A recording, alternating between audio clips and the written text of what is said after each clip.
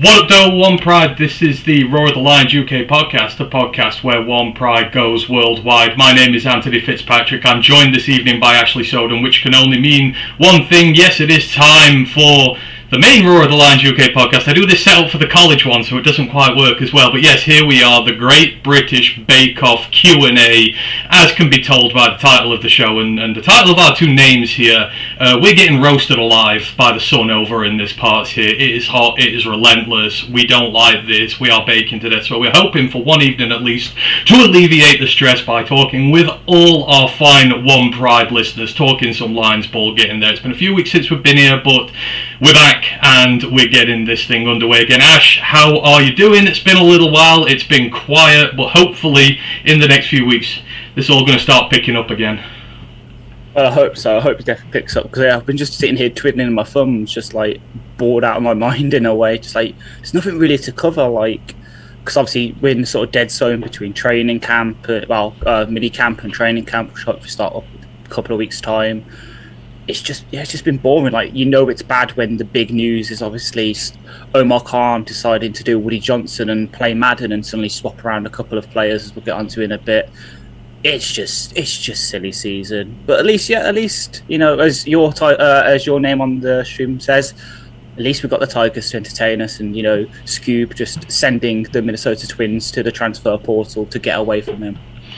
Yeah, it's a good thing to be able to watch the Tigers and just something to keep us going. So yeah, Tariq Scooble's arm is hot right now. He had a great performance yesterday.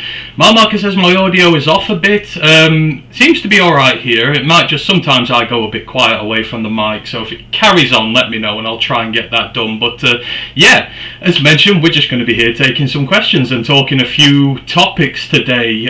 Matt is on his way back from Glastonbury today. Obviously, he's been there over the weekend. I don't know whether any of you guys across the pond watch, but it's been good this year. It's been controversial with all world issues going on and people making statements on stage and whatnot, but there were some cracking performances in there as always. But yeah, we'll have him back next week, because I imagine he's going to be absolutely destroyed today after 4 days of going through that. Let's just get all the housekeeping stuff out of the way first. The Roar Lions UK Discord, if you want in on that, let me know, and I will get back to you on that. Don't forget Twitch, YouTube, all that sort of good stuff on there. Sub up to that if you will. We appreciate the support for you there. The college podcast is going to be back later in the week, so if you want to come and see us on that, we're going to be doing some work on centres. Going to be looking at the top 25 this year, and a few other bits as well. We'll get that done there. We're part of Lions Nation Unite as well.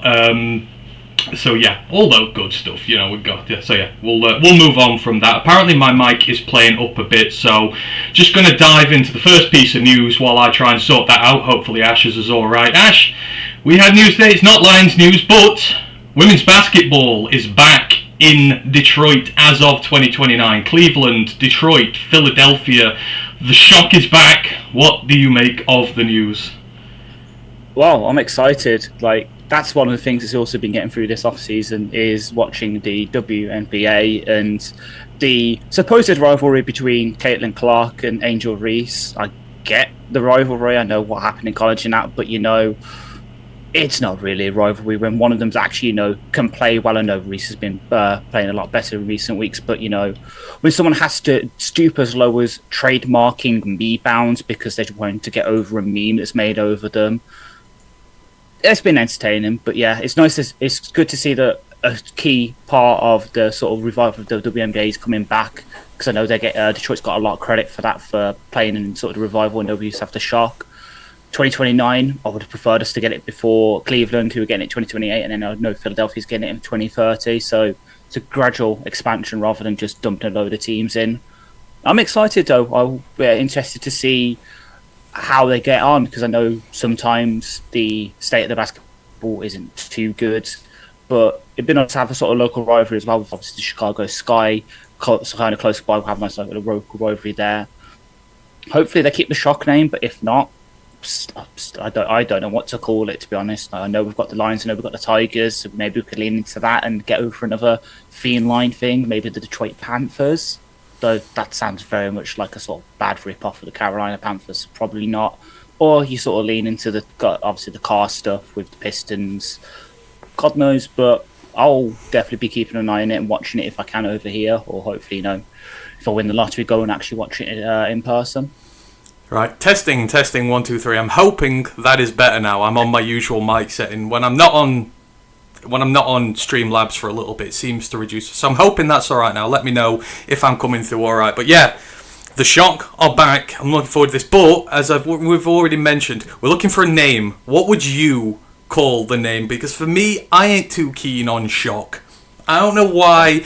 I just want something. I want something warrior-like. I want, like Valkyries, something like that, like women warrior, like the warrior. You got the Valkyries, you got the Amazons. I want something that's like, yeah, they're gonna come and kick your ass. I want something good. So, any suggestions in the comments there about the new Detroit women's basketball team? What would you name them if you had the chance? My mic seems to have sorted. Yeah, I don't know why. It goes back to default setting. I've not ran a stream in a while, so apologies about that little bit of a tinny opening, but you get to hear my beautiful baritone voice once more. So, just shout out to everyone who was in the building, by the way. Brent DeWitt, Malmark, Contra Pastan is in there as well. Let's say, any questions as the evening goes on, just let us know. We're going to get in. If you asked one in Discord last week when I put the note out there, we've got those in, so we're going to do those already. But if you've got any more, then, just keep firing away at us there. I've got a couple from Twitter as well. Just a couple of other regular NBA stories to go through first. So as Ash sort of mentioned at the top of the show, we have had a trade today. It's been so slow news coming out of here that this was described as a blockbuster, but the Pittsburgh Steelers and the Miami Dolphins have been doing a little bit of business, and, the trade in its entirety here. The Steelers have traded for cornerback Jalen Ramsey, tight end Jonnu Smith, and a 2027 7th round pick. Why? Because, why? And then the Miami Dolphins in return, they've got the safety Minkah Fitzpatrick, and they got a 2027 5th round pick. So basically swapping a 5 and a 7 in 2 years' time. Minkah Fitzpatrick goes to Miami. Jonnu Smith, Jalen Ramsey goes to the Steelers, and as one of my little notes on the bottom indicates, real estate for retirement housing going up there in Pittsburgh. Ash, that team is getting old. They are either going big or going home very early this year. But what do you make about the trade? Number one, it sounds very much like a Madden trade, doesn't it? Kind of all this, like, you're adding 2 players for 1 and all the pick swaps and that. It's very much like, a kid's just gone on Madden and trying to put all his favourite players onto one team and just go for that ring in year 1. Will it work out? Probably not. We've seen it with the Jets a couple of years ago when they got A.A. Rod in. Next, I will probably expect them to sign Alan Lazard and Randall Cobb, really go all in on the sort of make Aaron happy for 1 year experience. It ain't going to work, though. Just ain't. It seems very much like this is one last big push for a ring that's not going to work. Aaron's going to retire. Tomlin's going to get fired. They're going to have the number 1 overall pick in their home state, and they get to pick a nice new shiny little QB for themselves, and they'll start a rebuild. It might be the end of the kind of perennial 500 Steelers, because they've always sort of floated around that having a sort of like 9 and 8, 10 and 7 kind of range. They get into the playoffs as like the 6th or 7th seed, and then they get bounced in the wild card. That ain't happening this year, which might be a bit of relief for Steelers fans. They can take most of January off, as they usually do, but not have to worry about the playoff bounce. Also just mean that Kirby is going to get even happier, because he can command coverage. Aaron's going to fire the balls into him to try and force feed him as his only real person he'll get on with, because by then I'm predicting that DK Metcalf and Aaron will have fallen out, because DK Metcalf can't understand the archaic hand signs that Aaron will be throwing him. Probably assume that he's saying gang signs and like try and kill him or something, because DK Metcalf is an absolute roid head sometimes. Kirby will pick off Aaron a few more times, send him to retirement home early, and then they're going to have to they'll get an early Christmas present, Mason Rudolph as their QB for the rest of the season. So Rudolph the Red-Nosed Reindeer will be back earlier in Pittsburgh than he usually is around the rest of the world. Yeah, I think this is one big conspiracy for them to land the number 1 pick next year. It just doesn't make sense to me. Like, I know Aaron Rodgers likes to throw to his tight ends and whatnot, but you've got a good young tight end in Pat Freemuth. He's coming into a contract year, I believe. He's been in the league 4 years now, so you've got to think about paying him soon, but you're going to bring a target hog like Jonnu Smith in. And then it's just like, what? You're stopping the development of your senior players, and then DK Metcalf, what must he be thinking? Like, Aaron's just going to be throwing loads of 4-5 yard, flats to the tight ends and screens and stuff like that. I can't imagine this is going to do his stock very well either. And then Jalen Ramsey's not the Jalen Ramsey of old. You've got Joey Porter Jr. there. I know he's not had the greatest career to date so far, but you've got Darius Slay in there. You're going to play the 2 old guys and leave Porter on the bench. Just develop your youngsters. And it's a hell of a contract you're taking on. $26 million is owed this year. Miami are only paying $7 million of it. So my maths, that's about $19 million that they're going to be paying. And as a byproduct of this, there's another player on that defense who needs paying at this moment in time. And he's reportedly not a very happy bunny that this trade has been done, further cementing his contract uncertainty, which is TJ Watt, none other than so. And now the trade rumours around him are going to intensify, and you know it, I know it, Detroit media loves to do it. We talk about edge rushers, the potential's there.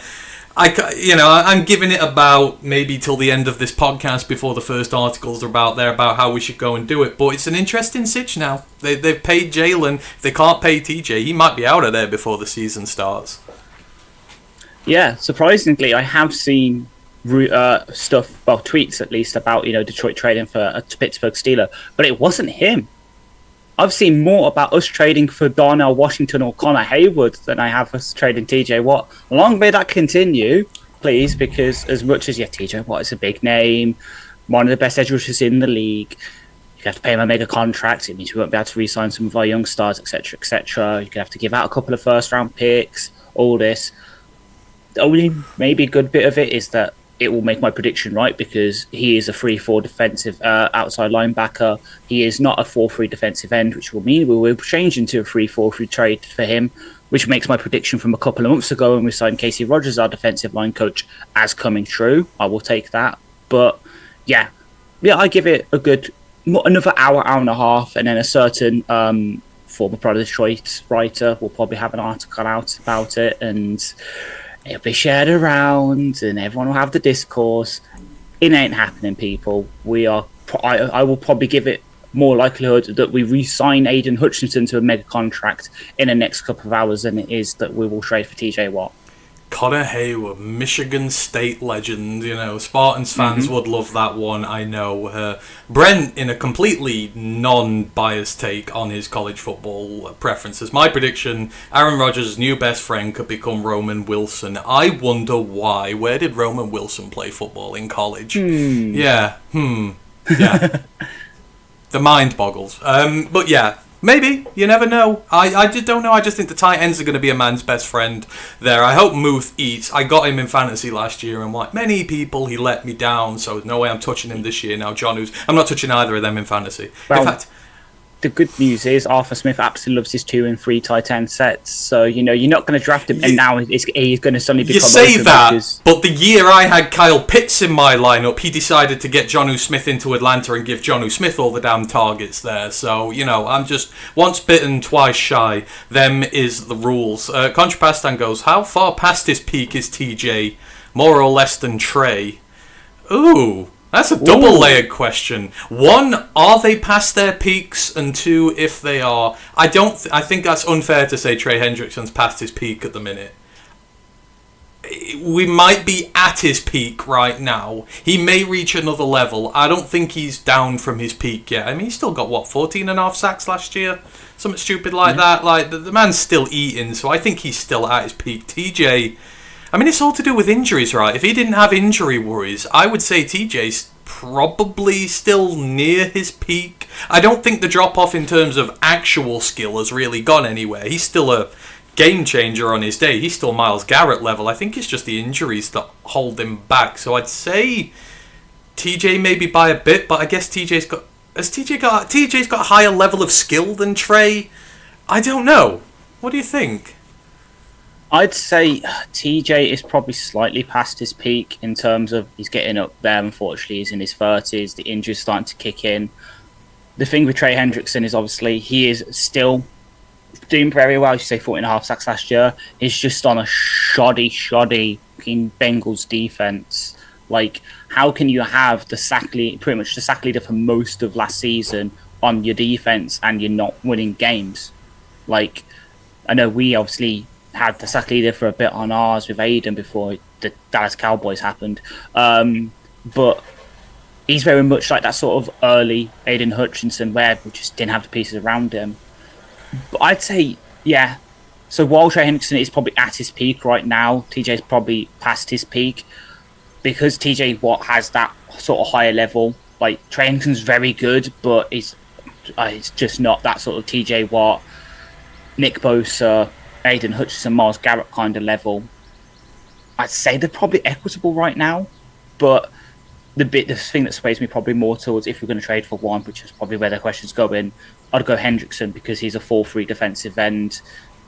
Watt's a 3-4 outside linebacker, so it will mean a scheme change, even though fast forward to about 45 minutes when we answer one of the questions about the changes to the defense, I'm going to be saying about a lot more 3-4, so maybe I'm going to be a bit of a hypocrite, but hey-ho. Yeah, I think the only thing here is if TJ did come here, you could stick him in a rotation with sick note and maybe mitigate both their injury worries by leaving them to a rotation rather than having them as starters. But that's a lot of money for a rotate. Like, he wants a new deal, so I guess it depends what his deal is. But if Pittsburgh ain't willing to pony up, then you gotta figure it's quite a bit of money. So, like, and you want to get starter reps out of him. So, but interesting question. So we'll see with that. But yeah, that is everything in terms of the Steelers trade there. Just quickly going back to the WNBA news. So Contrast, I could see them going for the Detroit Spark, something like that. Although he also goes something, Motown inspired, which I've always wondered. There has never been really a Motown inspired name after any of the Detroit teams, really. I mean, you got Hitsville, if you want to name them after a band. I mean, what could you do? The Detroit Supremes? The Detroit Vanda? I don't know. I guess you could go that way. It would need to be someone very famous. Well, hell, it could be a dude as well. I did the Detroit Smokies. No, that'd be a weird one. Smokey. But, anywho, yeah. I think something... and this is 100% me being a joker. After, probably one of the most famous musicians to come out of Detroit in recent years, the Detroit the Spaghetti.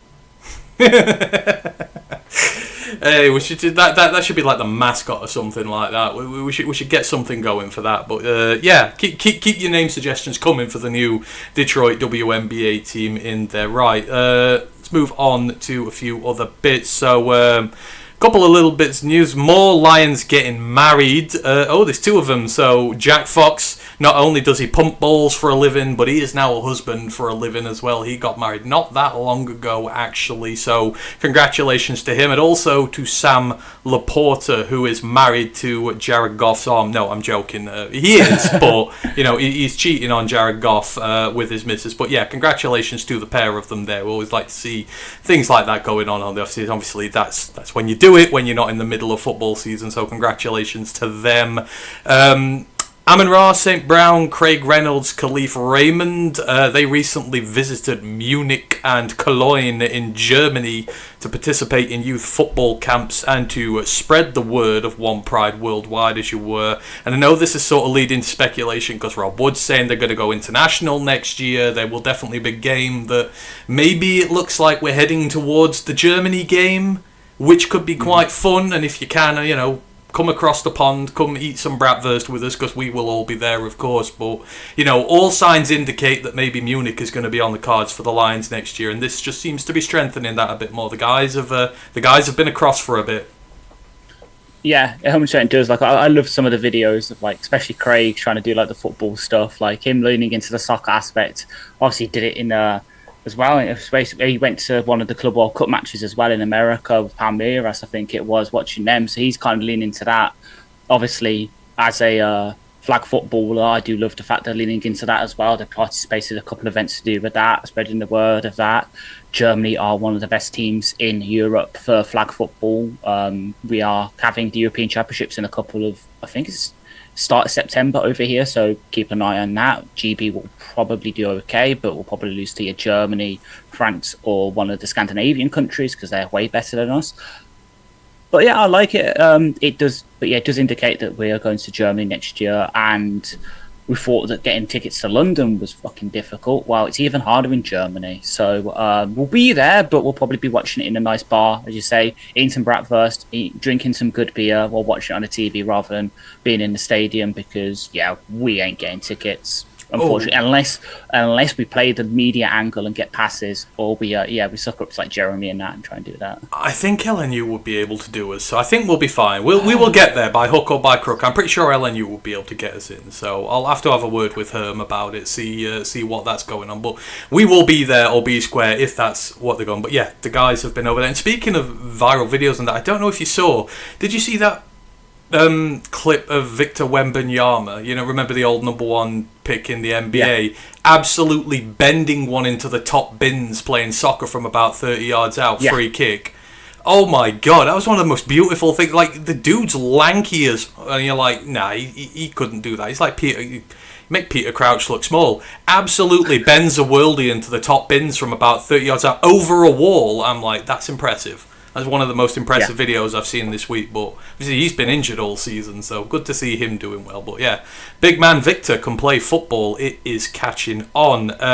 Other news, just updates on several players. Obviously, since it's been a little bit while since we've been around, but obviously when it comes to the rookies from the Detroit Lions class and at large in general, the vast majority of rookies are signed up to their contract deals now. Only one is left for the Lions, and that is our second round pick, Tate Ratledge. And of course, when these things happen, you see podcasters and programs everywhere going, why has he not done it? Something's going wrong. No, nothing's wrong here. I believe at this point, 75% of guys who are left unsigned are from the second round of the draft. Only 2, I believe, are signed up to this point, and that is because the Texans and the Browns have been little bits of bastards towards us all here. They've signed, obviously, Jaden Higgins and Carson Schwessinger, and they've just gone against all, routine in the past, and they've given them fully guaranteed deals, which usually doesn't happen for second rounders. So obviously every other second rounder's gone to their agent, I want that deal as well too, please, which is obviously going to mean more money on the books for all the teams involved, all this guaranteed stuff, and then you've got to suddenly work out where you're going to put it all on your cap going forward. So nothing to worry about, I don't think, with Tate Ash. Only thing I guess this leads to is this going to be a trickle-down effect in the future? Are the thirds going to start demanding all of it? Are the fourths? I don't know, but obviously a bit of a precedence change here, but nothing really to worry about with Tate here, just how they're going to sort the money out in regards to guaranteeing it all and what cap hits they're going to do it over. Yeah, so I think it's mostly to do with injury guarantees and working out the sort of wording of that. So that's why it's happened. I do love the fact, though, that, that we're talking about this a second rounders and a certain first rounder who hasn't signed for his team because they're quibbling over guarantees and wording in contract. A certain person who me and you did not like. So if he enters again the draft again next year, maybe he falls to a range that me and you like him at. But typical Cincinnati is going to Cincinnati. But yeah, the Texans kind of did fuck us here with it because number one, they took Jaden Higgins, who we both liked as well because obviously he's former Ohio State. You love Ohio State. I profiled him for a Star Wide Receiver episode. Really liked him as an ex. They draft him. They sign him to his fully guaranteed contract, and now everyone's like, all the second rounders quite rightly are like, wow, if he got it, we want that as well because we want the financial security. And I think with the fundamental part that Tate's probably going to play in our offensive line for the foreseeable future, if it's at right guard for the first year and then he slides into centre next year like Frank did when we first drafted him, or we just sort of give him a baptism of fire, stick him in the middle at centre and say, learn on the job, my dude, we trust you.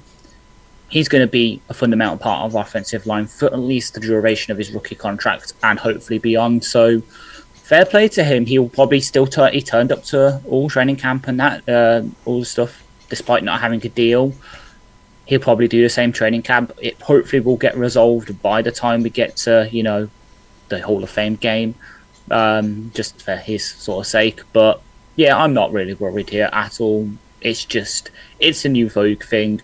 blame the Texans, and of course, as you quite rightly pointed out in Discord when it came out, also typical Cleveland signing people to fully guaranteed contracts that hasn't totally screwed them over in the past couple of years or anything. Collusion, that's what it is. Brent says, of course the Browns are involved in a stupid precedent deal. Yes, they may not have been the main instigators, but they're collusionists, giving that fully guaranteed deal to Deshaun, ruining the rest of the league for us, and now helping to ruin second round picks for the rest of us as well. It's just like, be normal, Cleveland. Give us that. I think as far as the payment goes, I mean, I was reading up on this when I was reading about Shamar. They sign I think it's called a rookie participation agreement when they've not got a deal, which is it's like a short-term deal. It's like a contract that covers the duration of it. So they'll get paid. If they get injured, they're guaranteed it. So you can do this. It's not like you're under, like Shamar could sign one of these, and that's why I'm not fully on his side here, because I'm like, yeah, okay, I know you're taking a stand, but you can still sign this mini deal to do it whilst you are. I know you could get hurt, but anywho. I think with the thing with Shamar is that so Cincinnati do have this thing because I'm one of the stingy bastards, but number two, it's just how it seems it happened in the past before and they've worked it out with other people that it's taken a stand. It's the fact that they want to put in his rookie contract. So if there's anything wrong, that they completely wipe all his guarantees, which is just stupid, but I think they want that in the sort of the waiver as well, because obviously he wants that injury protection. But I think they're like, oh yeah, if it's anything other than like a career-ending injury, we ain't gonna cover you. Which again is bullshit. Oh, I understand his. I just mean from the point of view is that he can practice and get paid for it. Like if I'm a rookie, even if I've got a grievance with the team, I'm still there practicing, especially when I'm as raw as he is. I say you sign your rookie participation agreement, do the camp, get paid for it, then go back to holding out or whatever you're going to do again. But it's just a pain in the arse for everybody at the minute. But Tate is no different here.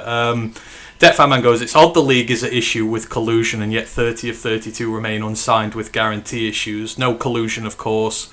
I mean, I don't know how the teams are dealing with this. You kind of figure some of them are maybe chatting behind the scenes, but at the end of the day, the amount of money what do second round picks make? About 4 or 5 million, something like that, or give or take. You're not talking about like huge, vast sums. So I imagine it's just them trying to set a precedent for the future where they can sort of create a halfway ground there. So we'll see with that. Brent goes, does Ratledge have more leverage than most because of the current OL situation? If he did want to get funky with it, no, I don't think so. Because Detroit can just go out and sign somebody.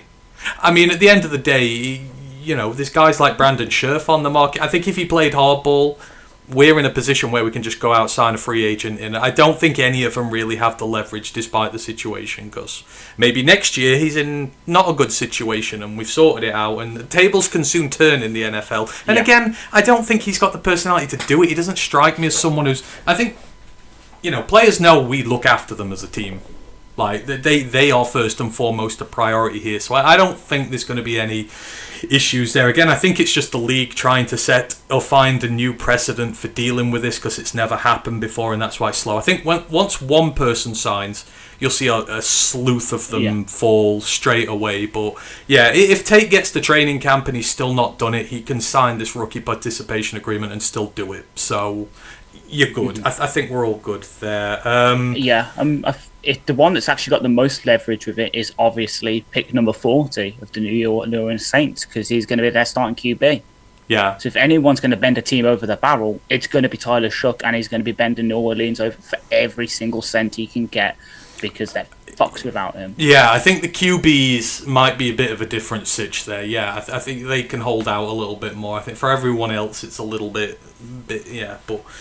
Yeah, I don't know. We'll have to see. This might be the start of a precedent where rookies sort of stand in the ground a bit more. Obviously, in the age of NIL and money and college, I guess they can threaten not to, to hold out, go back to college, spend more. I don't know, but we'll see that. Brent goes, personally hate to see this. You got drafted into the NFL, sign it and play. I think there's a bit of that, but again, NFL's got to look after their players, and there's a long history of the NFL not looking after the players the same way, vice versa. So we'll see. Contrapass goes, the stalled edge market also now smells like the league trying to leave Cleveland on an island after the Myles Garrett deal. That'd be funny. Yeah, collusion for that, but it is true. None of the league's edges are getting paid. Aiden's still not been paid. Trey's not been paid. TJ's not been paid. I don't know. I don't know what the hold up there is either, but I mean, it's happened before though, but it's happened to us. Yeah. about 15 years ago when we signed a certain Megatron to a fully guaranteed wide receiver deal that was market setting, and suddenly no receivers got paid like that for a good 3-4 years. Stafford, even when he signed his $100 million contract, I swear there was a big uproar like, oh, what you've done, setting the market for this kind of player, and QBs didn't really get paid for 2 years, and then suddenly you look by the end of his sort of like year 4 of that 5-year deal, I think it was, and you're looking like Stafford's actually getting underpaid now, when like 2 years ago everyone was saying that you're overpaying for him. It happens, but yeah, just Cleveland doing it with QBs, with Watson, Garrett, like that's it's probably who blinks first out of us. Cincinnati maybe trying to give Travis a new deal, Pittsburgh with TJ Watt. Whoever blinks first out of us 3 is going to then have the other 2 rue them, because that's when the other one's going to turn around. And for us, I think it's going to be us. It's going to be left, because the injury, Aiden being a business head, he's going to sit and wait for the market to equalise and then say, right, I want to be paid more than him. He's not going to let us jump in and try and jump the gun. You know what? This is a hot take, but I think I've said this for a while now since the injury. I'm happy waiting on Aiden. If it means I've got to pay him $10 million a year or more next year if he has an elite season, I don't really care. I want to make sure the injury's good first. Mm-hmm. And I think the Lions are taking the right stance here if that's what they're doing. I don't mind paying him extra. Like, that's just me. He'll be worth it. If he has a fully healthy season and knocks off 16, 17, 18 sacks and leads us deep into the postseason, I'll pay the dude $45 million a year. I'll pay the dude $50 million a year. I don't care. Like, he's going to be worth it. So I don't mind what we're doing. But I guess then the whole trade thing comes into it. Are these guys going to get traded? And then is the market going to go haywire? Can you sell these guys instead of pay them? There's just a lot of uncertainty around with contracts at the minute. Deathfan Man goes, just the nature of negotiations. You don't know what's unacceptable until you propose the unreasonable. I like that line. That sounds like a font of knowledge getting dropped there. I might use that in future. But yeah, you don't. You don't know what's unreasonable until you come up on these situations. So we will see. And considering our history, with offering reasonable contracts and, players and players' agents saying that's unreasonable, we want to get paid more. Last time that happened with a player, the Lions certainly did better than the player did, Not naming names, but Swag Kazakarsgay and us upgrading to a certain bowling ball.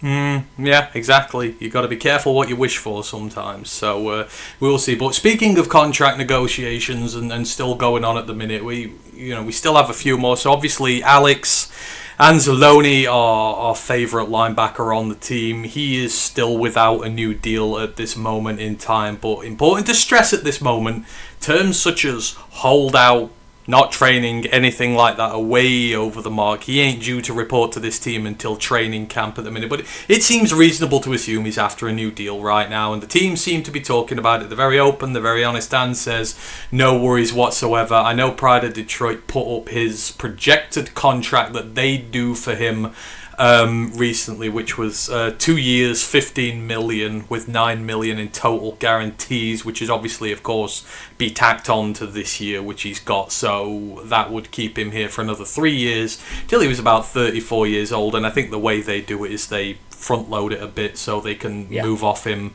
in 27 and do it that way, which seems the way.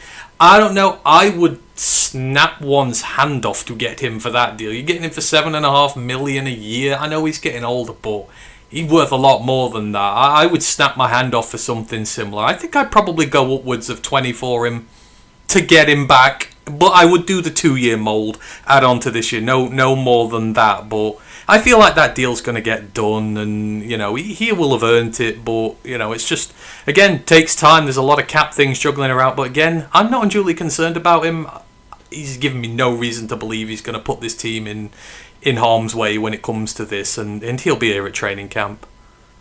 Yeah, 100%. I'm probably siding with this is perhaps the max I will go, just because in my head, at the back of my head, if we're paying him for another 2 years, by then we're probably getting to where we're thinking about paying Jack Campbell. We'll probably get into the big numbers where I think that's when one of Derek Barnes' biggest cap hits is on his extension. By then we'll probably need to have someone else there in the background to come in as like linebacker force. That's Malcolm. He's still on his rookie contract, but hopefully by then we do have another rookie there. But it's just in the back of my mind. So I'm saying, yeah, 7.5 million, 8 million probably is the right number for me. Anything more than that, I'm starting to be like, okay, maybe a bit too much, because I know linebackers can last a bit longer than they usually used to. Demario Davis is still playing to a high level. Bobby Wagner's still playing to a high level, but those may be the exceptions to the rule. But I do love Alex, what he's quite rightly kind of holding in, shall we say, because I know he usually doesn't report to the mini camps and that, just because he's the veteran, he doesn't need to. But he does play a fundamental part in his defense. All the stuff he's tweeted out quite rightly, with stuff from Al Carston, for instance, with all the stuff about man coverage. He does deserve paying, but at the same time, we've always got to have to, in the back of our mind, it might be nice to pay him kind of now, sort of pay off the sort of finance agreement for a nice car, but in the future you've got to think about your kids' college fund, as Brad quite rightly pointed out at the owners' meeting. So, yeah, the Pride of Detroit contract is probably pushing the max of where I'd probably be offering. Anything more than that, it'd be like, yeah. But if it just, but we had this a couple of years ago when we gave Brock Wright that contract after the 49ers offered him with the tag and that. And I've been proven wrong, so I could be totally proven wrong with Alex Anzalone here and be quite happy about it. I think if you make the guarantees a little lower and give him loads of incentives, that helps as well. So I figure it'd be an incentive-laden thing. And speaking of kids, I believe it was last year he had a newborn, so he's missing OTAs this year. Kid's barely a year old. I would imagine he would want to be around there. So again, no worries about Alex. He'll be here come training camp. He'll be good to go. But yeah, the new contract should probably arrive before then, I would reckon. Contrapassing goes, Alex is important for this year. DC on the field for the transition. Yes, he is. Yeah. Like he needs to be Kelvin's mouthpiece on the field and just be that guy who helps it when things get a bit hairy. So, and the Lions will value him as such. Like if that's what he's going to be to this team, they will pay him the value of that. Grandizer's in the building. Hope you are all right there, Grandizer. He's got a couple of questions. I'll get to them in a minute. And then the last contract bit, Pod haven't been just speculating on the contract for Alex Anzalone. There's been a lot of chatter about another one of our rookies about to get paid. No, it's not Aiden. It's the other one who people were wondering about. And of course, it's J-Mo, who I absolutely love to death and I want to be a Lion for life. They've been pontificating what a new deal for him could look like, because it seems that one is coming in the future, and the deal for him obviously a little bit more pricier than a linebacker's role, but they predict he's going to get a 3-year $63 million deal, which works out about $21 million per. Obviously that'll be tacked on to the back of his 5th year, which is about $15 million if I remember rightly. So you'd have him under contract for 4 years. $33 million of it would be guaranteed, so only about half the contract guaranteed, which I guess would fit in with, J-Mo has had the one good year. He needs to show the consistency, and if he does, he'll earn all that. I mean, it's a hefty bit of dough given all the people we've got to pay and what we've got coming up, but I'm emotionally invested in him entirely. I would just pay him that without any due fuss whatsoever. But would that be another one you'd be happy with those numbers, or would you change it up a bit? Well, what do you make of their projection for J-Mo? I'd be happy with that number, because you look at some of the guys, so that obviously works out rough 21 mil a year, which is definitely a hefty chunk of change. It's more than Mike Evans is getting paid and his AAV in his contract, for instance. But you look at some of the people who are being paid more than that currently in terms of their average revenue value. Obviously, the top mark for that is Jamar Chase with nearly 40 mil, so nearly double what's been put out there for J-Mo. But you look at some of the other ones who have been paid more than that, and you're like, J-Mo's better than them. So you've got Brandon Ayuk. J-Mo's definitely better than him. I know obviously he's coming off the injury, but J-Mo right now is better than Ayuk. Jalen Waddle. Where's he been? DJ Moore. Okay, you're probably coming to equitable there. Michael Pittman Jr. Overpaid. Who the fuck overpaid? Who's going to be fucking throwing them the ball this year? Is it going to be Anthony Richardson or Daniel Jones? Yeah. Calvin Ridley. Devontae Adams is currently getting paid more than his contract currently in LA. Stephon Diggs is roughly is the last one that sort of will be getting paid more, but again, coming off the ACL. JMO 100% deserves that, and I agree with the headline for the article that Detroit put out.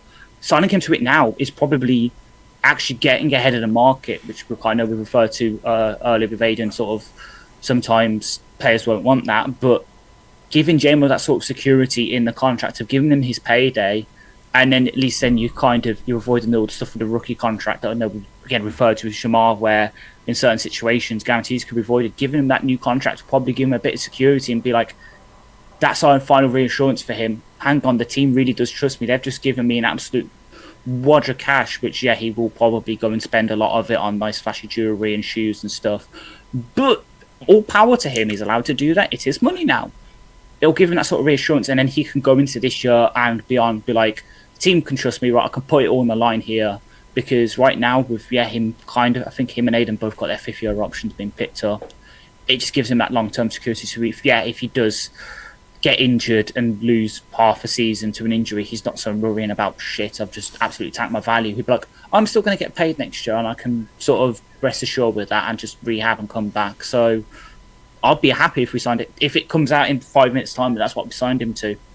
No complaints from me. So if I look at this from a business, if I'm cap manager and I'm looking at this, I'm thinking who benefits more from a good season, and how much more is it going to cost me for a good season overall with these two?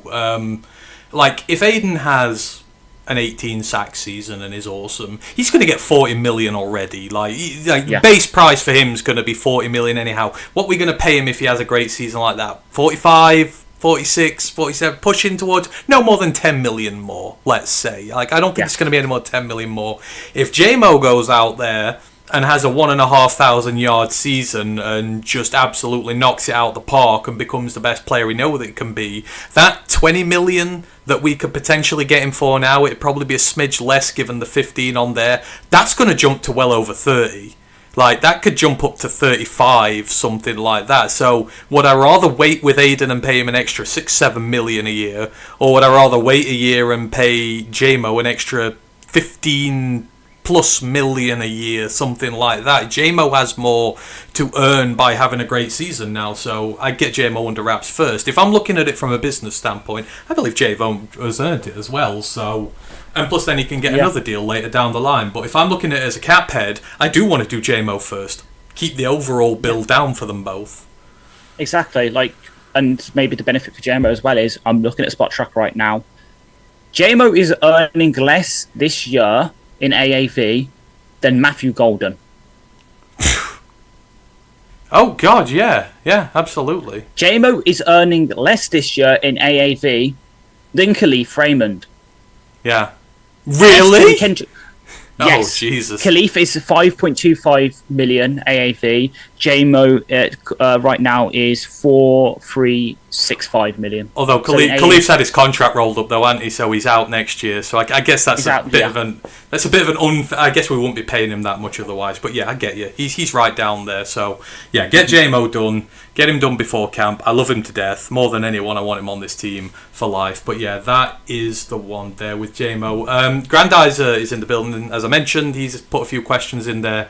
You all know the depth chart a little better than me, Ash. He goes, in the wake of Jonnu Smith leaving and going to Pittsburgh, do we have a backup tight end that we'd be willing to trade to the Dolphins? Anyone who you'd be willing to let go to the Dolphins? Are there any of them you would let go if they were to give you a little bit of comp back, or do you want to keep all the guys we got? Hell, if I'm me, I'm going to Pittsburgh and saying I want Muth if he's cheap enough. Just go mental. I could easily go. Yeah, for me, it depends. I know obviously Miami do love their sort of move tight end, so we do have Zylstra who can fit that. He is currently, I suppose, on the outside a bit with us. I know he's obviously stalwart here. The big one is obviously, what do you do with Brock? 'Cause he's on his last, I believe he's on his last year of his deal, and then maybe you can bet in someone else. But yeah, Laporta's untouchable. Forget about him. Dude's got blessed by the Pope, so he's either going to have the best season of ever for a tight end, or the Chicago-ness is going to hit him and he's going to get injured. He's by the by, but you've got Brock who, yeah, if you offer him enough, we get offered enough, I could maybe see it. You got Zylstra. I know we just signed Kenny Yeboah to a deal, but behind them, it's not a lot. You got Zach Horton, who's obviously the H-back, who signed as UDFA, and Luke Deal, who again UDFA from Auburn.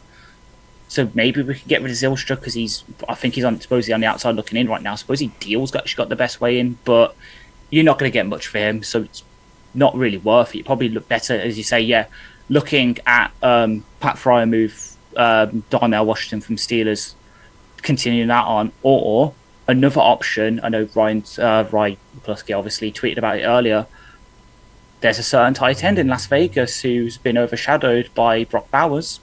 You'd be able to pick him up, nice and cheap. Michael Mayer, that'll fit the kind of Brock Wright role, and he's got a rookie deal still. I think he's on year 3 of that. So you got at least 2 more years of cost control stuff with him, and he's not bad. It's just that Brock Bowers has come in and just been the best rookie tight end ever. So that's where I'll probably going for if I was Miami, is go ask Las Vegas how much for Michael Mayer. Hey, Grandizer, if you really want to get in our good books, go over to Chicago and take the Lions killer with you. Like, we'll see the back of Cole Kmet any day of this week. You know, take Cole Kmet. I know Bears Land, they're talking about shopping Kmet because of obviously their dealings and that. So if you want to take him out of Chicago, be our guest. We'd love you for life with that. Just I don't know how he does it. He scores touchdowns against us every single time, and I hate his ass. So yeah. Other questions. Matt does forward down the field. You're not going to get a rendition of that out of me.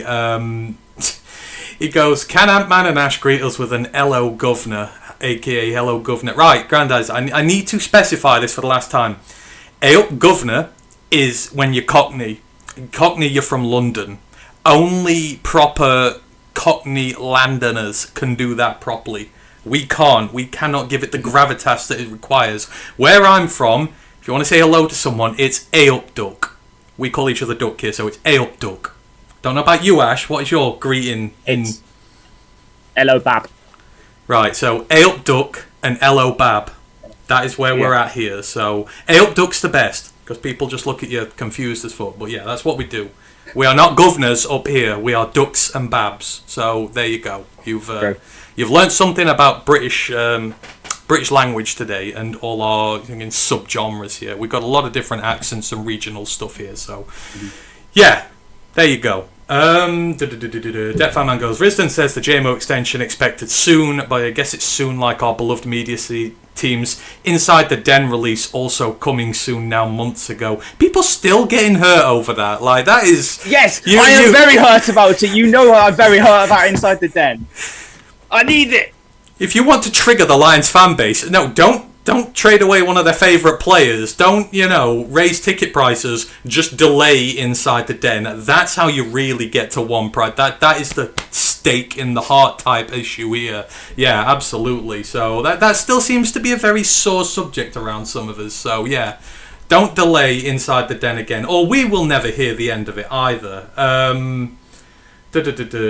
Question: with a downtime, will you lads ever talk about the events that is the Troubles? Do you mean the Irish Troubles? That is for a different podcast. And don't forget, we're technically English as well, so we're on the wrong side of that. So maybe at some point. Totally don't look up the Birmingham pub bombings or anything. Yeah. However, I love Belfast. Belfast is one of the nicest cities on earth, and I would encourage you to go and see it. I've seen the Peace Walls, seen all the bits around there. A lot of history. So, if you're ever in Ireland, don't listen to what they say about Belfast. It is absolutely tremendous and one of the best places to go. Anyhow, let's move on to some of the listener questions we've had, because we've been making a good show out of this. So, of course, we'll do your questions in the chat still, but we're just going to get through some of these out the way, before my internet decides to pack up or whatever. So, on Twitter, we got a question from Easy Lions Minute, at Easy Lions Minute. This was from last week, but we're doing it now. Discuss why the Lions have not signed Zadarius Smith. Do they view him as a backup to Hutch, not someone who can properly play across from him? So obviously all the noise and the chatter is that Z wants to come back. Obviously, he's hanging out with Cash Doll now, or hanging out the back of her, whatever you want to say, like, but, sorry, I just may have broke Ash there, but he's been very, very vocal about wanting to come back to Detroit. The deal is not done yet. Now, I've said from our point of view, we've already cut him, so I can imagine he's like, well, you want me back, you're going to have to make some concessions here. The Lions don't seem in a hurry. There are rumours out there is a deal in place for training camp if no other better deal comes along. I don't know, Ash, why do you reckon it's not been done yet? It's just, they've got a time frame which hasn't been met yet, or is he not coming back? I don't know, what do you make of it? I think it's just the old, he's a vet, he doesn't need to sign this early, he can sign 2 weeks later, because you've got to bear in mind, obviously, he is a buffer, I think he's 32 now. They don't want to go through like the whole rigours of conditioning that for training camp. He'll sign for a couple of weeks before the season, come to camp for those couple of weeks, build up his fitness then, and then just start week 1. But it's partly that he probably doesn't want to just go through training camp. It's also for the Lions' point of view, as you said, we've cut him because of the cap stuff. They really trust Davenport for some reason. So I could see it that they want Davenport to be the start and they don't want to pay Za'Darius sort of starter level money, like Edge 2 money, to basically be Edge 3. It could be, but I do see it that he just sign on with a couple of weeks left of camp, or there's a deal in place, and then when inevitably Marcus Davenport has his season-ending injury that he always seems to get, then we bring him back. But obviously there's contingency that, I don't know, let's say the Jets, Jermaine Johnson, I'm going to bring up JJ too, because I've talked to someone about can't go 5 minutes without saying a Florida State player's name. Exactly. Already got Jalen Ramsey in there. Yeah. We'll have Jameis Winston in a minute. Well, yeah, maybe. But let's just say another team has a starter get injured in the preseason, because that could also happen. Someone come and snap up Zay Smith. I know he wants to be back right now. He said it. Dating the Detroit rapper, all this. He even was at, I think it was the BET Awards, and said, I want to be back. I believe there is something in place, but it's just, he probably doesn't want to sign until a couple of weeks before the start of the season because he doesn't want to go for training camp as a veteran. Completely fine.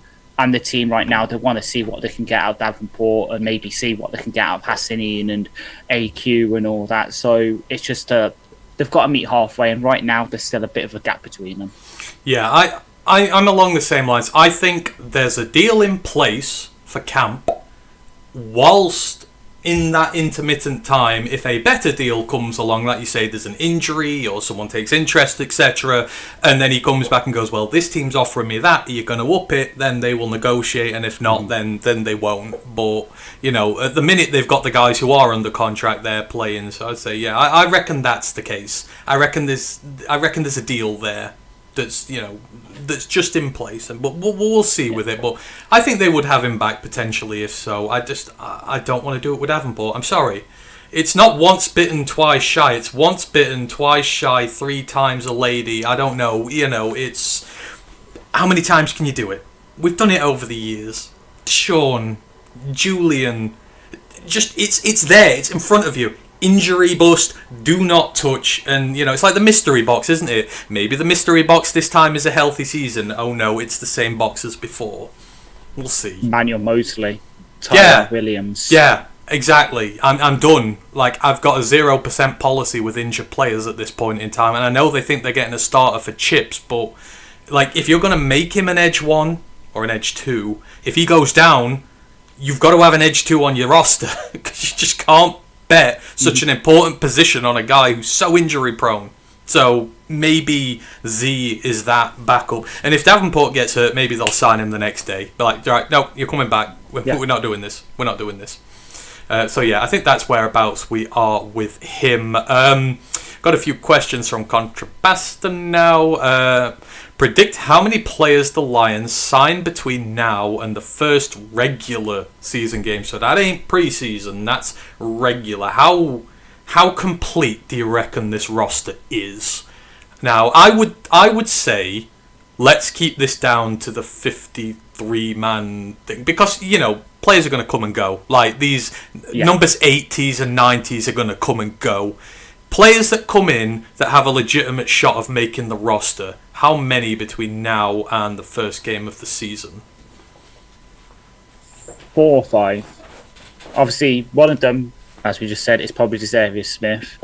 But I can see us rotating a bit in terms of the sort of guys that can fight for what will be, like players 50, 51, 52, 53 on the rosters. We're talking tight end 3-4. We're talking safety 3-4. Safety 3-4.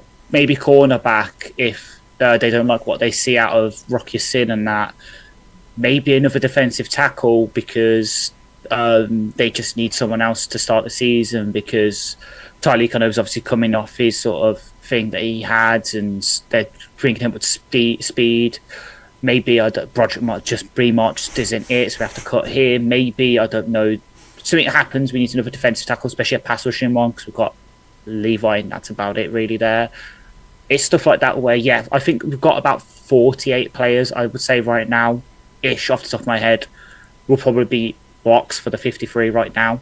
It is just the sort of ones, maybe even, let's say, I don't know, God, dare I put it out there? I know I tried to bait Prada Detroit with it in the mailbag a couple of weeks ago. If the team likes what they saw out of Bryce Perkins with the Panthers, and they think he'll give a kick up the arse for Hendon, maybe they bring him in and we cut Carl Allen. It's stuff like that where starting wise we're all set. Second string we're pretty much all set. It's just those first string guys, QB3, because remember we brought in a QB3 rule, so we'd be stupid if we weren't using that every week. It's stuff like that. So I can say 4 or 5 with like QB3, tight end 3, safety 3-4, those kind of positions, just rotating until we find the right fits. Because, as you quite rightly point out, though, there'll be multiple cuts and signs and re-signs throughout the preseason because that's just how it goes. Team rotate things every week because of like, oh yeah, this player hasn't really worked in our system. It's fair to let him go, see where someone else will bring in someone else who maybe fits our system better. Yeah, potentially. So I'm going to go same answer as you, but I'm going to add one to it. I'm not entirely sure that we're done at interior offensive line just yet. I reckon possibly there might be one more, just in case Graham doesn't do so well. I mean, because we're asking a lot of Frazier, Morgan. I don't know. I think possibly if Camp doesn't go so well for the interior, there's still guys like Scherf on the market, etc., who might come in, just add a bit of, experience to the room. Not necessarily as a starter, but I can see one more. So I might go 6. Yeah.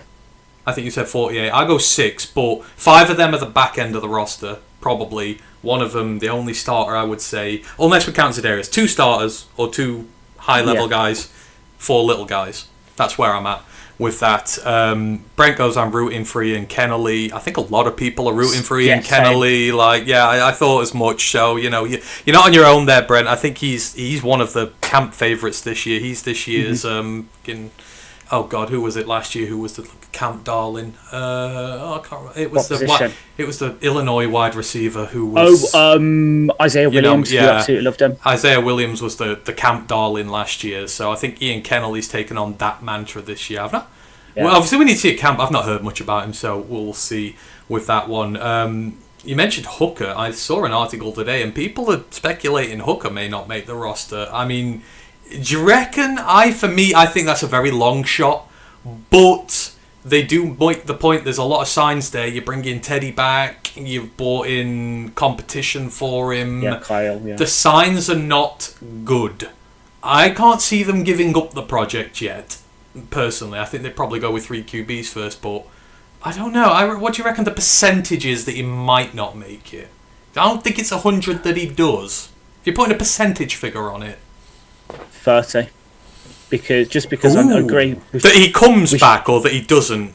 He doesn't come back. So 70% he is on the 70% he is on the roster. He was QB 2 or 3. But there's that 30% where, as I say, Bryce Perkins, who I know, again I'm saying it just because obviously he's a Michigan Panther, but there's still a couple of guys out there from the UFL and that you can maybe look at to bring in just to kick up the arse, because we've always seen it. But it's just, it is very much ride or die.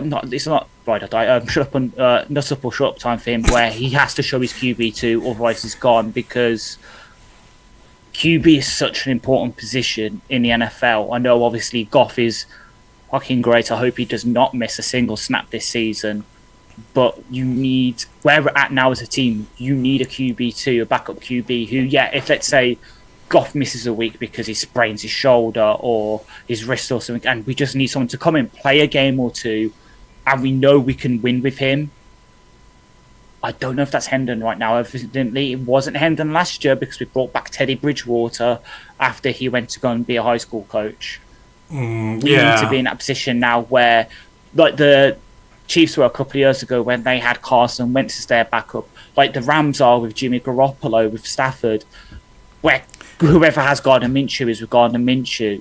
We're at a team now, because we're in up echelon, we need that kind of non-volatile backup QB who, might never, ever become a starter. He's QB 34 to 40, where you can put him in for a game or two. He'll play right in the system. He'll win. He won't lose you the game, but he won't win you it. I don't know if that's Hendon right now. Right now, for me, Hendon is still very much a volatile thing because just haven't seen it. He could easily come in and be the next coming of bloody Nick Foles coming in for the Philadelphia Eagles and winning them the Super Bowl. But he could easily come in and be fucking Jeff Driscoll and have one good throw in, and that's all he's remembered for. I don't even remember Jeff Driscoll for that, to be fair. Or Chase Daniel, or any of those guys. I just have no fond memories of any of them whatsoever. That was a rough time for us. Other light players, Debt Fanman goes, I'm rooting for Naheem Mooti. There's some love for Anthony Tyus as well. So I'm very much in the Mooti camp. We like the underdogs. We like the underdogs around here. This is underdog street. We like them indeed. Speaking of people whose roster spots may be under pressure, Grandize has a question. I read this article about an hour ago, not long ago, but there's an article put out about the Lions getting pressurized to maybe cut one of their guys on the hook for about $8 million this year. But Josh Pascal, he's in a contract year. We got a lot of rotation on the edge position at the minute. If Sedarius is back with Davenport and AQ and guys like this, and obviously I think it's fair to say he's not lived up to his expectations so far. Now, obviously, as you've mentioned a lot and defended him in the past, his role, is more than just pass rushing, etc. But I still think on the whole, it is maybe fair to say he's not lived up to his second round billing just yet. But are we at the point now where, in terms of trying to find cap relief, we're ready to give up? Or do we want to give this last year? Because, if he balls out this year, that's another contract you've got to pay. So is it even worth us trying to do another year and getting paid? Maybe play the comp pick game? No. Is that 1 year? Is this a move where if you're looking for money and you're comfortable doing this, do you think he's in danger? Would you move him? Or are you happy seeing if he's got one good last year in him? Because obviously, the ideal world, Davenport doesn't play at all and Pascal fills this role instead.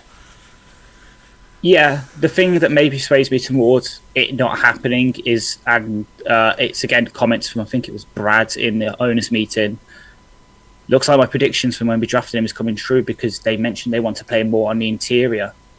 They want him to use him in the same way that we use Levi as that kind of flexible inside pass rusher on pass rushing downs, but on sort of base downs, run downs, putting him outside as that big defensive end that he's been playing for a while. Because you can go back on my mention, like way back. So when we drafted him, I even tweeted Eric about this. Surely you can put 10, 15 pounds on him and you've got yourself a really good free tech. What, play him as, if they do a 3-4, play him as that 5 techie type guy on the interior, Aiden on the edge. I can buy that. Yeah. I think I'd like to see that, actually. What would you do? You'd have Reader at nose. You'd have Pascal at one of the tackle positions. Maybe... It'll be Tyreek to start the season and then Aleem at that sort of... Yeah. So it'll be... And you rotate them. Yeah. And then you've got Hutch and then probably Davenport pinning their ears back on the edge. Yeah. And then it gives you flexibility because then, let's say you're going up against the Green Bay Packers. We're going up against them later in the season. I can't remember when we're playing later in the season, but we're playing them later in the season. Aleem's back on those sort of base downs, 1st and 10, when you know they're probably going to run the ball with Josh Jacobs up the middle. You can have a down 3 of Aleem, DJ Reed, and Tyreek Williams. Yeah, run on that, bitches. No chance. Exactly. Because we've seen it with Tampa. That's what I'm going in my head is the Tampa sort of front that I know we'll come on to in a bit because there's questions about the changes to defence. But that's what they did. You had Vita Vea there, you had, and you've got Courage Canty, Logan Hall. That's what they did. That's basically what we're asking. So Pascal will be, and Levi will be the Clyde Canty. Obviously, will never live up to Clyde Canty because he's that good. But then you've got Logan Hall. That could also be Pascal because Logan Hall isn't really that good. But in that structure of that defense, he does his well enough that they were happy to re-sign him. So I just think they need to keep him somewhere. Like, he needs to develop this year. I don't think we can be moving him around here. I think he's got to focus on one spot, on certain downs, and let him cook. I mean, I don't like to give up on the prospects. And even I wouldn't. I think, it's his last year. You may as well, because that's what we did with Barnes, right? Give Barnes the last year. A lot of people were willing to move on from him 12 months ago. Levi. So they usually see the contracts through. But, yeah, I think he would work better in a three-man front. Much better. And then, as they have Hutch down. And think of the amount of pass-rushing firepower you've got then as well. Pascal on an interior, Aleem's back on the interior, you've got two pass rushers on there. You can do so much work there with that, and when Tyleek develops as well, you can do so much. So, yeah, not willing to give up on Josh just yet, even as one of his critics. So, but thanks for the question. It's a good thought process, because again, it's all money. We do not know. There was another question I got before we go on with our pre-done ones. Damien Smith in the chat, thanks for joining us. Hope you're alright. He goes, do you think Amon-Ra St. Brown gets penalised in off-season pundit rankings, despite being a first-team All-Pro, for not playing on the boundary? He's outside 46% of the time, which is true, but in more condensed formations. Is he getting pinged for not being a proper outside wide receiver? I think the obvious answer here is yes. Yes. But at the same point, my argument here, everyone seems to demote slots because they're slots, they can't play on the outside. But if you've not got a chain mover in the middle, your outside targets are useless because your QB's getting sacked in 2 seconds and you can't run 30 yards down the field to make a big play on there. It's like, for me, receivers, they've all got their own unique traits, and outside is no more valuable than what Amon-Ra does. And he basically plays 2/3 of the way out anyhow and does his thing out there. I just think it's that first year, right? Played a lot in the slot because we needed him there. We needed a chain mover. As the offense has got better, his role has evolved. Hell, we even play him in the backfield. We do all this sort of stuff with him. I think he gets way too penalised because there's just this lazy-ass narrative that he's a slot merchant out there, and it's just, you cannot back that argument up because he's not. Yeah, exactly. And it's just because, and I know I'm guilty of it myself, I love my ex-receivers, because he's not that big ex-receiver, catching the one-handed grabs kind of thing. Other players will rise and fall based on that, but he's always going to be in that top 10 for the foreseeable future because he's always going to be consistent. But I don't know, let's say this year, Jackson Dart's an absolute hit for the New York Giants, and Malik Neighbors goes off for like 1,500 yards and 12 touchdowns. You go into next offseason, Malik Neighbors is going to be put above Amon-Ra St. Brown because he's got the big numbers. That's what happens. But it happens with quite a lot of our players. Obviously, there's a big debate on Twitter this past week about a certain player of ours and another certain player that's been going on for a while. Just because that certain player is a slightly better in pass protection, then that seems the most important thing. Everyone ranks a certain right tackle above ours, even though the gap between the two of them in everything else is so vast. People value the traits that they like, and they don't think about everything else. They value highlight reel, don't they? Yeah, value highlight reel, and they value team performance.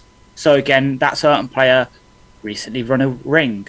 You look at some of the other players that are ranked as with Amon-Ra, they're players that have got to the Super Bowl, even though they've got worse stat lines over the past couple of years, just because they've been to the big game and Amon-Ra hasn't yet. They're ranked above him, and it is bullshit. And it's not just a receiver's job to catch. Like, there's the blocking, there's the work ethic, there's no one in the league who works harder than he does. And I feel pretty comfortable in saying there is no receiver in the league who works harder at his craft than what Amon-Ra does. I was having this argument the other day in regards to J-Mo, because Bengals fans got upset that I put that only Burrow and Chase would get in our offense, and everyone goes, oh, but what about T. Higgins? T. Higgins would not beat out J-Mo in our offense. Because J-Mo has a better work ethic. You can use him all over the field. He blocks a damn sight better. It's not just his stats. It's his all-round game and everything he does for this team. J-Mo, for me, is better than T. Higgins is a great receiver. Do not get me wrong. I'm not slandering him. But if you're going to get in our offense, T. Higgins doesn't do the things that Jameson Williams does that makes him better in my eye. People just go on stats. It's the same with Amon-Ra. He's just got the things you can't quantify in stats, really, which elevate him above all these other guys. He's more all-round. He just literally doesn't stand on the perimeter all the time, but, you know, it's not the be-all or end-all. Exactly, and yeah, you quite right with the J-Mo stuff, because there's one thing that J-Mo does that T. Higgins definitely can't do, and that's stretch the field downfield. The amount of clear-out routes that J-Mo does, and it's the same with Amon-Ra, because we know teams key on in him, the amount of times we send them on routes, and they know they're not getting the ball. They know that all their job is to occupy coverage, drag it one way to open up someone else. And again, I take it off your bingo card. I'm about to bring up flag here. I literally used that exact premise this past weekend against no flag thing. You can check it on my Instagram and our Instagram, all that. We played a team. The second of our 3 games was against teams above us. We watched them in the first game, and I was like, their safety is tracking this one guy. I said to our head coach, and we did it, and it actually works. Use that, and then get routes underneath. And it works. Yeah. Because teams will key in on Amon-Ra, key in on J-Mo, key in on Laporta, which I know is also getting dinged in a similar way, just because he had a bit of a down year because of the injury and that, and everyone keying in on him. We can use that against them, and it's not credited. It's the same way that PFF recently got criticised by defensive players, because they know that sometimes a defensive tackle's job is not just to get upfield and try and get the QB. Sometimes all their job is, I've got to draw the left guard out of his stance a slight way out, so then Anzalone can blitz behind me and get open. Stuff like that's so hard to quantify. So everyone just looks at the stats and not look at the job they do on the field and how they're important are to the offense. People say, Amon-Ra's only good because the offense is keyed up to get the ball to him. But surely the same is correct, that because he's so good at those things, we build the offense around that. You can't have it one way and not the other. But, I mean, I'm glad you mentioned Sam, because why did Sam have a nearly 1,000-yard rookie season? Why? Because the middle of that field, empty. No extra coverage on Sam. And this is not a knock on Sam. This is Sam taking advantage of the opportunities Amon-Ra gives him. Because Amon-Ra's clearing the middle of that field out and leaving him one-on-one against some poor helpless linebacker who can't do anything against him. This is why when you're really ranking players, you have to get into the heart of the team and see what they do. So I don't like to make grandiose statements about other teams' receivers, because I don't see what they do on a down-to-down basis, which can truly influence that. But Amon-Ra has helped so many other players on this team flourish. And that's why when people just PFF and that, they put numbers and stuff and stats, it's like, you're not listening. You're not watching. Yeah, exactly. And to go back to Sam, you can see the growth from him in year 2, because yet to start the season, he was getting tightly marked. And then you look at the touchdown he had against the Commanders. Growth in contested catches. It's just true. It's like, I've seen other stuff. There's a certain Instagram account who I follow because, again, they're good. It's like with that franchise guy on Twitter. Sometimes you've got to follow shit accounts because sometimes they do good stuff in terms of aggregating the whole league. There's a certain account I follow on Instagram who does aggregation, and they had Ennis Rakestraw ranked as potentially cuttable this past season, along with Terry and Arnold. So are they just... How many snaps did fucking Ennis Rakestraw take last season? You're making judgment calls about him, and you're having rookies who haven't even played a snap above him. You know what? I always say Sauce and Surtain broke the system. It's not normal that guys come in, and we've proven that Sauce is an enigma because no one threw at him. Terrion, anyone who watches Terrion knows that he's the way he is progressing, he could be a Pro Bowler by the end of next year. Easy doors. Yeah. And a very, very well-respected corner. So, yeah. Anyway, back to the original thing. Thank you, Damien Smith, for that question. Amon-Ra is undervalued just because enough fans don't actually see what he does on the field. It's more than just your receiving stats. So, yeah. Exactly. He should be top 5 in the league. No shadow of a doubt. I don't think anyone else in this league... There's not 5 other players who are better all-round than he is. I'll get back to some of the other questions on here. Another one from Contrapaston. If the Jets win more games than the Bears this year, will Chicago fans say they should have hired AG? I mean, if if the Jets win more games than the Bears this year, I fully expect the Bears to be calling for Ben Johnson's head after year one and all this. But I mean, you're going to make, like, Ben and Aaron are going to be judged now, right? Both left Detroit at the same time. Both gone to franchises which, you know, for want of a better word, are not in a great place right now. Obviously, Ben has a franchise QB. Aaron doesn't. So I feel like Ben's going to be judged a bit more harshly to begin with. But I just think in lockstep, these two are going to get judged probably by both fan bases as well. Jets fans might have the same thing about Ben Johnson if Aaron Glenn doesn't start well. I just think they're going to be in lockstep for their entire careers now as to who does what. But yeah, Bears fans will be... This year will hurt them the most if they don't see improvement right away, because they are more deluded than ever this year. Oh yeah, 100%. Like, will they? Yeah, you're completely right. They will say they should have hired AG. Should they? No, because they need different things. The reason that Ben probably chose to go to Chicago is, because he's got Caleb Williams. They've invested in the offensive line now, all the stuff they've done, even though all the fucking ass licking for Jonah Jackson. You would have think, since they played him a couple of times, you'd actually know what he's like. He's not what they're making him out to be. But they needed someone to come in, show Caleb how to be a proper franchise QB. Ben can do that. What did the Jets need? They needed a culture reset because they've just had Aaron Rodgers stink in the fucking building for 2 years, and they have loads of good defensive pieces that AG should be able to get stuff out of. Okay, he's just lost DJ Reed and replacing him with Brandon Stevens. That's not going to work out well.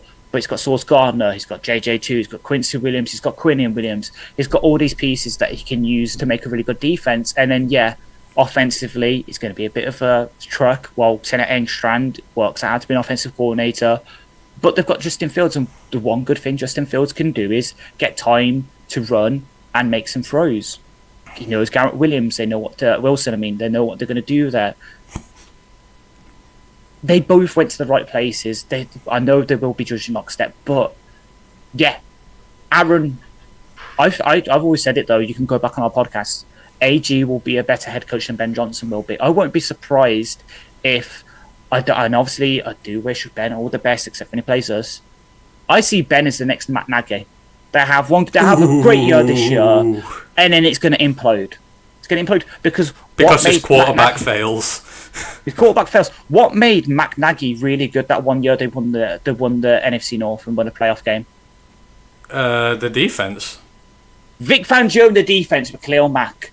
They don't have that right now. Okay, they've brought in Dennis Allen, the former Saints DC and head coach. He will be able to get them a league average defense. It won't be like what they had a couple of years ago.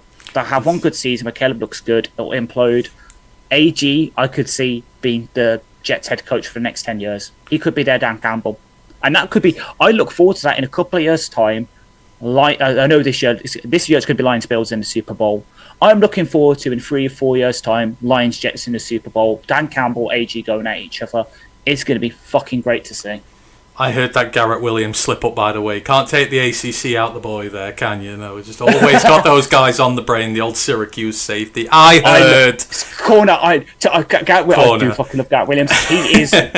he's underrated as one of the best slot corners in the league, and I'll say it just because he's in the stinky Cardinals team. Garrett Williams says, I'm proved right there. We should have drafted him when he was coming off the ACL, because he's fucking sick. Right, I love the list, by the way. Keep your questions coming in. The list grows ever more. Sorry, Brent, I missed it earlier. Quick one, Ash. Would you think about bringing Aidan O'Connell into the Lions to maybe have a look at our quarterback backup woes if this stuff with Hooker goes on? I'm saying yes, because I know damn well that there's a college football podcast out there somewhere where I've absolutely blown smoke up Aidan's arse, and I need that to come right. So I would take him here, and he's got starting experience in the league, which is the big thing. Plus, he's working behind an offensive line that ain't going to get him killed here. So I would, yes. Would you, if the situation arose where we need to bring someone in? Yes, because I scouted him for the podcast when he came out, and I said he would be a good fit for the system we have. Because, he's not mobile, but he's not mobile in the way that, like Hendon's mobile or Justin Fields or Lamar. He's Goff mobile. He's Goff mobile. And he'll be able to run our offense. So, if it does arise that, let's say they cut the Raiders cut him or whatever, and then it rose, I would, because at the very least, you can maybe trust him to run that system. He's not ever going to win you a game by himself, but at the same time, with the right system around him, like we have, with the weapons we have that Las Vegas just don't have right now. Yeah, I'm for it. I'm full for it. Yeah, I would be as well. Next one was from Colton. I know you technically answered this on Discord, but not everybody has heard the wisdom of your answer. Here he goes. Can anyone think of any idea why Frank hasn't officially retired yet? Not shown on waiver wire. He's still on the Lions 91 man. I don't believe that's changed since he asked that. I'm sure he's not coming back, but wondering why it's not official yet. Maybe something to do with finalising money. Maybe front office can't be busy too this time of year. And I'm going to add a little bit onto this and say, why isn't he officially retired? But if he does, what do you reckon the odds are, chances back, that if Detroit get to the postseason this year and they're struggling, that he ends up back here this season, coming out of retirement? See, now you have to add the difficult bit on. Obviously, answer the easy bit and then go to the difficult bit. So the easy bit, I know, I am directly stealing this from Jeremy and Eric on the Pride of Detroit podcast. Go listen to they're completely right in my opinion. After us. The reason they haven't officially after us is, well, yeah, they're about to come on in about 20 minutes. So goddamn them. Oh well, they can wait. They can wait. So the reason is because we are probably planning in the first couple of days of training camp when the fans are there.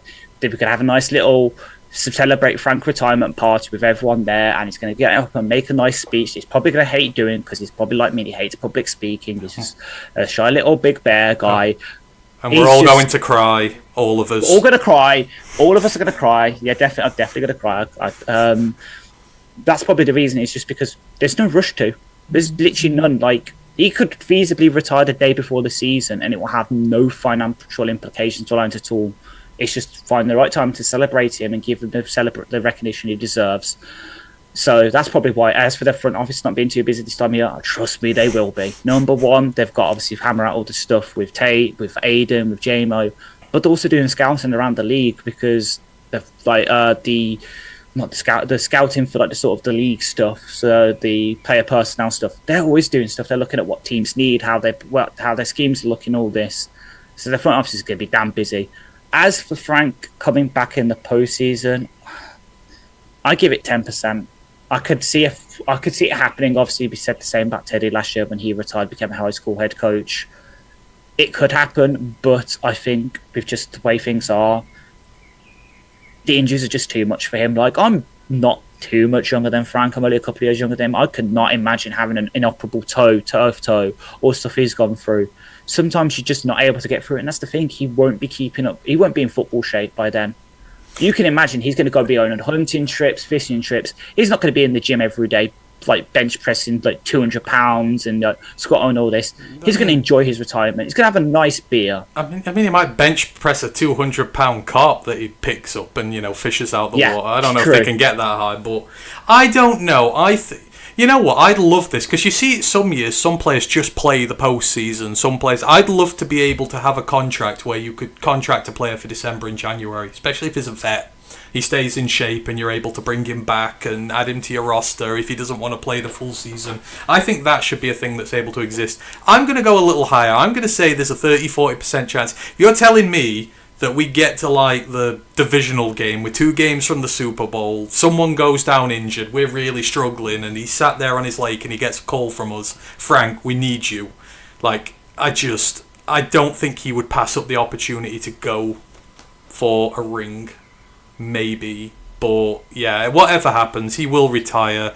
I will cry, and I do not do that. I've not cried at a sports player retiring since Jack Lester did over a decade ago now for Chesterfield. I don't do it very often, but Frank has a special place in my heart, and I just would not be able to help myself, so don't make it too emotional, Frank. So yeah, hopefully that is your answer there, Carlton, and for everyone else who didn't get the benefit of that in our Discord, join it if you want to hear these conversations in there. Let me get Grandizer's one out the way, put in here before we go on with the others. He goes, is it true the Lions are predicted to move on from 2 vets they added this offseason in Kyle Allen and Rock Ya-Sin? Oh, I mean, Kyle Allen, I could see that happening. I don't know. Is Rock Ya-Sin on a bubble, do you reckon? I mean, what have we paid him? About $4 million, give or take, I think, something like that? It's something very small. Something like that. Minimum. I don't think Rock Ya-Sin would be under threat. I think the only way he's under threat is if Rakestraw comes in, starts the season really well, and he can't break the roster. And you want to save some money as the season, or you use him as like low leverage trade bait or something like that. I don't personally see him struggling to get on this roster because I think there's a depth place for him. But I guess then it comes down to do you have Dorsey? Do you have guys like this on the roster? Does that impact his way in there? I mean, I don't know. I think we can agree that Kyle Allen might be on the chopping board, but do you reckon Rockyasin is? I'm giving it like a 5% chance just because you could believe, right, he is the new Kindle Vildor. That's what he is.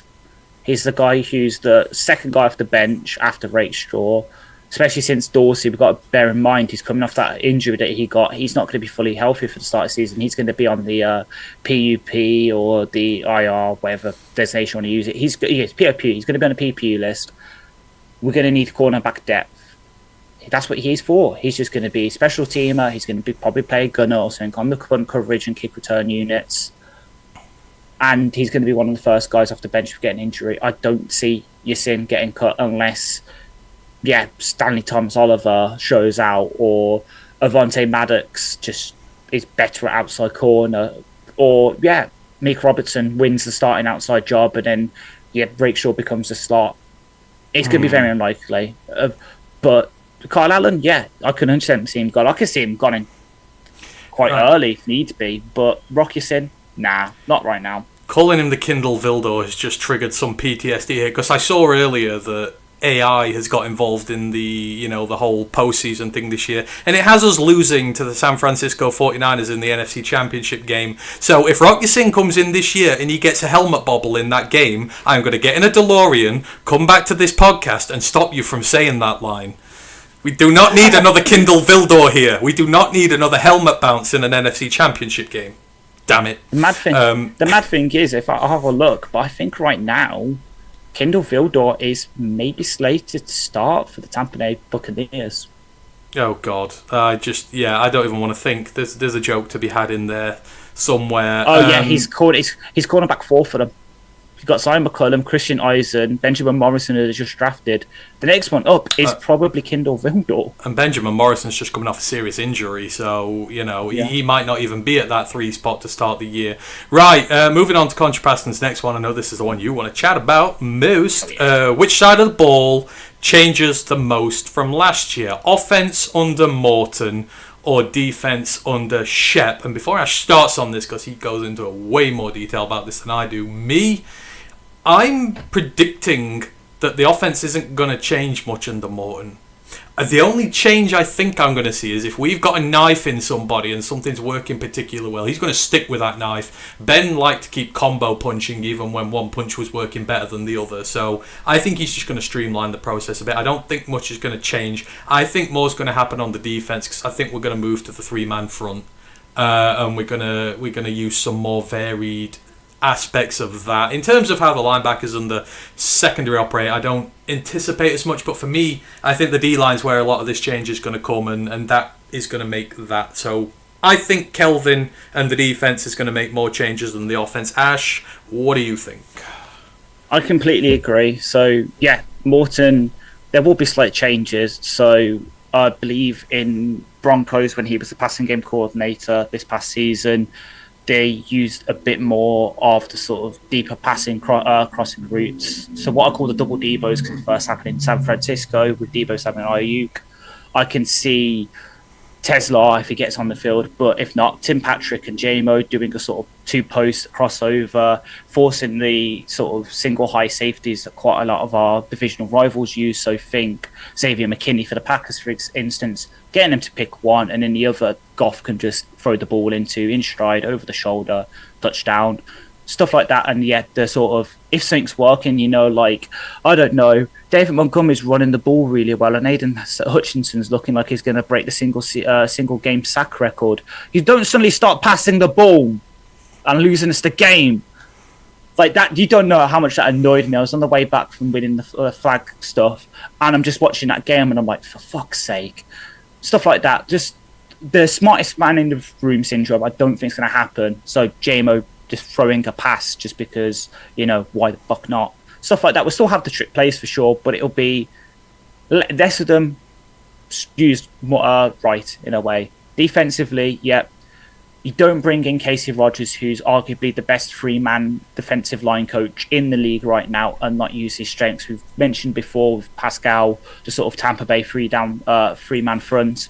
I see us using that a lot more. We did use it a lot at the end of, not this season, the season before, so the Justin Fields game where we had 5 down linemen. A lot more of that, especially against running QBs, because it lets you use Tyleek, DJ Reed, and Alim at the same time. Aiden can do it. That's what he had his breakout season for Michigan doing. He was an outside linebacker. He can do that. Davenport arguably had some of his best seasons as an outside linebacker in certain systems. Zadarius Smith, if we re-sign him, mostly has played an outside linebacker for the Baltimore Ravens and the Minnesota Vikings and the Green Bay Packers. So it fits those kind of players. The thing I see most changing, though, is the fact that the playmaking will move from the secondary to the front seven, because we're going from a secondary coach in AG to a front seven coach in Calvin Shepherd. He's played linebacker, he's played outside linebacker. He's more focused on that, so you'll probably see a few more opportunities for Anzalone to get interceptions, Jack Campbell to get interceptions. Kirby and Branch will still get theirs, but less of the playmaking will be on the back end, it'll be on the front end. More of a focus on maybe pass rush and run defense, and there will be on coverage. We'll probably still keep the high man rate up, because that's just our identity. That's the identity of DJ Reed, Terry, and Ennis Rakestraw, Rocky Sin. They're all man coverage corners. But it's the biggest change is going to be on the defense with Shep. More multiple fronts, 3 down linemen, outside linebackers, playmaking from the linebackers rather than the safeties. Yeah, I agree there. I think don't commit to man and then just go away for we're teaching these guys to get to that point. Like that's the whole point of it. You just don't stop halfway through. So, and I remember what zone used to be like here. I probably added a few years to my life out of the amount I was shouting. I absolutely hate it. So I hope that stays the same. Nevin Lawson. Oh God. The only thing with the offense, I guess schematically might change. I guess it all comes down to the interior of the offensive line, right? Yeah. You've got to play to their strengths. Now, the way I look at this, you've got a very young interior. Does that behoove them more to run it up the gut and take these men one-on-one, or do you start playing it more to the interior, getting them in space and playing? Because I think of how Tate plays at Georgia. Like, Georgia throw screens all the fucking time. Georgia run the ball a lot, but they do it on the move. They get the guys out in space doing it, and they physically overwhelm them. Mahogany did similar at Boston College, so maybe we may see... And, the stats came up that Goff is second in the league in yards gained from throws behind the line of scrimmage or behind the 5 yard. I can't remember. It's in short range passing, but I think maybe we stick with that. I can't envision where we're going to try and put in a power run game with 3 rookies in there. I think they will try and get them outside a lot, get them a bit more comfortable. I don't know if you disagree, but given how they've played, I don't know. It's a weird one. I'd expect us to run outside the tackles more, because they're the guys who know what they're doing, and that'd probably be the best place to run. Potentially, yeah, but so my drawback on that is that gap. So obviously the two. So you're saying we're going to be running a lot more zone, which we definitely will do, because that's Gibbs' sort of thing. But gap is actually easier for interior offensive linemen than zone, in my opinion, because gap is very much a right on this play. You're going for that guy kind of thing, while zone they've got to sit there and read. So. We're still, but that's the good thing is we use both, and that's what the good thing about us having 4 preseason games is. I'm envisioning, Decker and Saul will not see the field at all in preseason, but we'll see a hell of a lot of Mahogany, Ratledge, Frazier, Moody, Arashika, all these guys battling out in the interior, and we'll see what they're good at. And then in the joint practices against the Houston Texans, who have got a damn good defensive line, and against the Miami Dolphins, who, aren't good defensively, but what do they have? Oh, wait, quite a lot of fast running backs who can do what Gibbs can do. You'll be able to see what our interior offensive line can do, what they can handle, and then, make those sort of judgment calls. But that's the good thing. Like, even way back when we had Jamal Williams and DeAndre Swift, we've had a lot of gap and zone at the same time. We probably back then were a lot more gap. This past year, we did move to more zone because Gibbs breakout.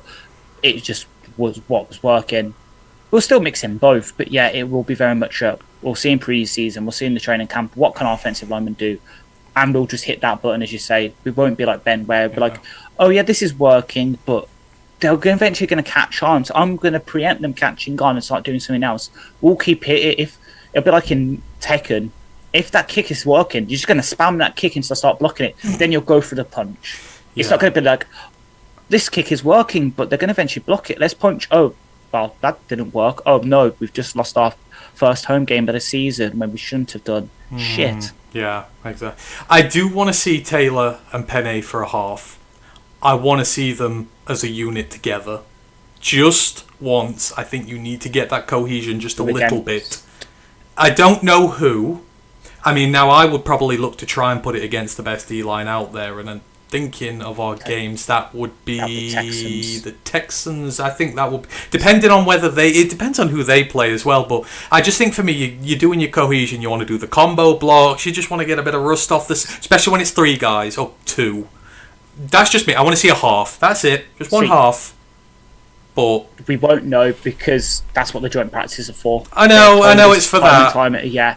It's unfortunately preference. Because exactly, I agree with you, but I just know that we won't because that's what joint practice is for. They can control everything. So they'll see them reps and then it'll come to that game and we'll sit there and it will be bloody, I don't know. Yeah, it'll be Natane Moody versus Ross Blacklock.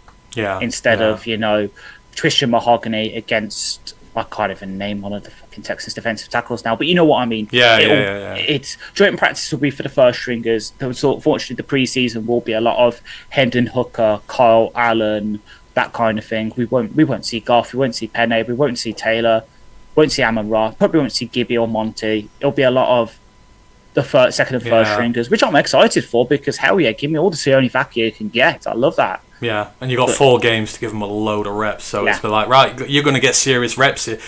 Build up injury resistance amongst the depth. Mm-hmm. If you get hurt, fine, but this is going to be it. Contrapassion goes, Manu at guard even. Look, I cannot begin to stress how much I despise the idea of putting him there. I know they say he can, but guys his size at guard struggle.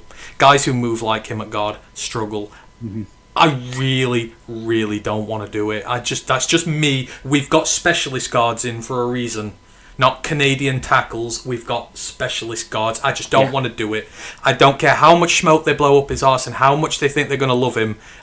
Play him at tackle. We need a swing tackle. We have needed a swing tackle since Tyrell Crosby left. We have not... I love you, Skip. But we have not had a good swing tackle here since Tyrell Crosby left. That's why I love Tyrell so much. Play him at tackle.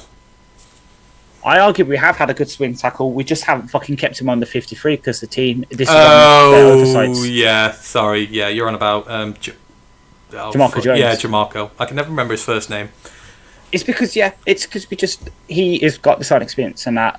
I'm excited to see him, but in the preseason because he did okay last preseason. He stuck around, but it is going to be. We can see it now. Week against the Chargers, Hall of Fame game, first offensive series. They're going to come out. It's going to be Manu at left tackle, probably Mahogany at left guard, Bratledge at centre, Arashik or Fraser at right guard, and then at right tackle it'll be either Sawsdall or be Dan Skipper. And honestly, if it's not Colby Sawsdall, his ass is getting cut. Yeah. There's no room for him. Not with all the rookies we've got to take this year. There's no room for anyone who's going to be inactive on a weekly basis. So I agree with you there. Adistil did ask us on Discord. He said, "What are the changes we can expect to plays and play calling?" We kind of filtered that in under the previous question there, so hopefully that answered that one as well. I've got a few more left, so if you got any more, please get them in. We've been going a good amount of time now. Grandizer asks, which NFC North team, Vikes, Bears, or Packers, that you predict will be the most overhyped this season? I feel like there's just one answer to this, and it's pretty obvious. It's the team that's overhyped every single season. Or is it? You're going to have different answers, because I think I know you're so, Chicago, isn't it? Right, so I'm going to think overhyped players. If we're going to do overhyped players, there's one that's going to wear purple this year, which I think is getting severely overhyped. But team in general... All right, we've got a lot of different answers to this then. We're going to have to go through this. So I can see why you say the Bears. For me, and it does go back to certain podcasts that have predicted us to fall off completely. The Green Bay Packers are too fucking overhyped right now. Jordan Love is not the second coming of Jesus Christ, despite what a load of podcasts say. And as of right now, they don't have a wide receiver one. Yes, they brought in Matthew Golden in the first round, the first time they've drafted a wide receiver since the early 2000s. He hasn't played a fucking snap. You can't say shit about him. Until then, their three receivers are Christian Watson, who can't stay healthy, Jaden Reed, who's a good slot wide receiver, but he's basically a poor man's Amon-Ra, and then Dontavian Wicks, who drops the ball a lot, or Romeo Dobbs, who drops the ball a lot. Yeah, they can run the ball with Josh Jacobs, but the tire's going to fall off him. The defense might take a slight jump. It rides on Jordan Love, and yeah, he might be good during Toyota Fun. I need to see it in the other games. Yeah. Then they're getting crowned too heavily as our successors. You know what? People are agreeing with Death Fan Man goes, I agree, the pack continue to be the most overhyped. Contrasting goes, I'm seeing Green Bay in the top 10s. Actually, for me, I just must not have been paying them much attention. I don't feel like I've seen as much about them this year, but I think for me, I've been seeing more. So, one, I think the Bears are completely overhyped. But I guess they've finished fourth 3 years in a row, so can you really overhype a bottom feeder like that? I don't know, but I think the Bears are overhyped, but it's because of Ben. Everyone's expecting Ben to go there and make Caleb the next Ben Roethlisberger or whatever, and he's gonna go through a sophomore slump. I don't know what Bears fans are expecting. Like everybody, CJ Stroud, sophomore slump. Every single quarterback goes through a sophomore slump unless they have a bad rookie year. All the QBs who have good rookie years have bad second years, and they're gonna figure him out. So. But in terms of players, I almost feel sorry for JJ McCarthy. Vikings fans, because of how many games they won last year, Darnold won them 15 games. Like, they think JJ is miles better than Darnold. So the expectation on him, I mean, he could win 11, 12 games, and he's going to under-deliver, right? Unless he wins the NFC North with 11 or 12 wins. But I feel sorry for him. I think he's getting overhyped to the point where they think this is going to be fine. He's been out for a year. It's a long time. He's not seen a competitive snap. The start of the season's tough. I think he's overhyped, and it's not his fault, but I think his evaluation, and people are latching onto that as well, saying the Vikings, they've got their QB1 now. That was what held them back last year. That's why they couldn't beat us, because they got Donald. Now they're going to be great. I don't think they are. I just don't think they're going to be that 15-win team again. Yeah, especially since, for me, Donald technically led them to 50 games. It wasn't him that won the games. Like, I know this is something that goes in their favour of maybe JJ. It was Kevin O'Connell fully integrating the Sean McVay system and how easy that is to slot QBs in. Like, you've seen Jimmy Garoppolo play in there and get some good stats. Admittedly, it was against 49ers second string a couple of years ago. But it does happen. It's also that defense. But that's also what lost them games, because we know how to beat that. Okay, other teams might not how to, but good QBs know how to read the blitzes and replace, and I keep saying it, Aaron, every time we play a blitz, replace the man with the ball. You send Ivan Pace Jr. on a blitz, you hit Sam Laporte and a hook zone right into there. It's stuff like that.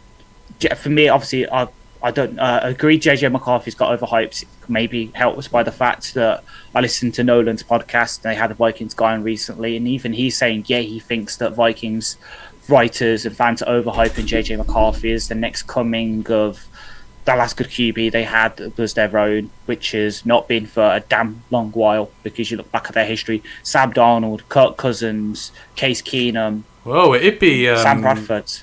It'd be was it the HBCU QB they drafted back in 2006? Was it Steven Jackson? Not Steven Jackson. I think he was their starter for a bit. You're going back a long time. You're going back a long time. The last time that I think the last time they drafted a QB who actually started games for them pretty well, loaded them and actually played kind of pretty well. Kittner. Oh boy, yeah. Exactly. And you look at the other ones they've had since then: Brett Favre, Sam Bradford, all these. It's guys they've brought in from the outside. McCarthy could turn out to be good. Again, this is me saying it, who had him as QB4 last year. Of course, we don't have... Maybe we're being a bit unfair because we don't have his number one fan on here because he's coming back from Glastonbury. But, yeah, he's just getting overhyped. Like, he's not... He will probably win them games. But he's not going to be early. And they aren't getting to 15 wins again. We're not getting to 15 wins again. I honestly think 10, 11 games can win win the division. Yeah, I'm on that train as well. I think we will. Deathfan Man says Bridgewater. Was Teddy drafted by the Vikings? Teddy was, but then he was just getting...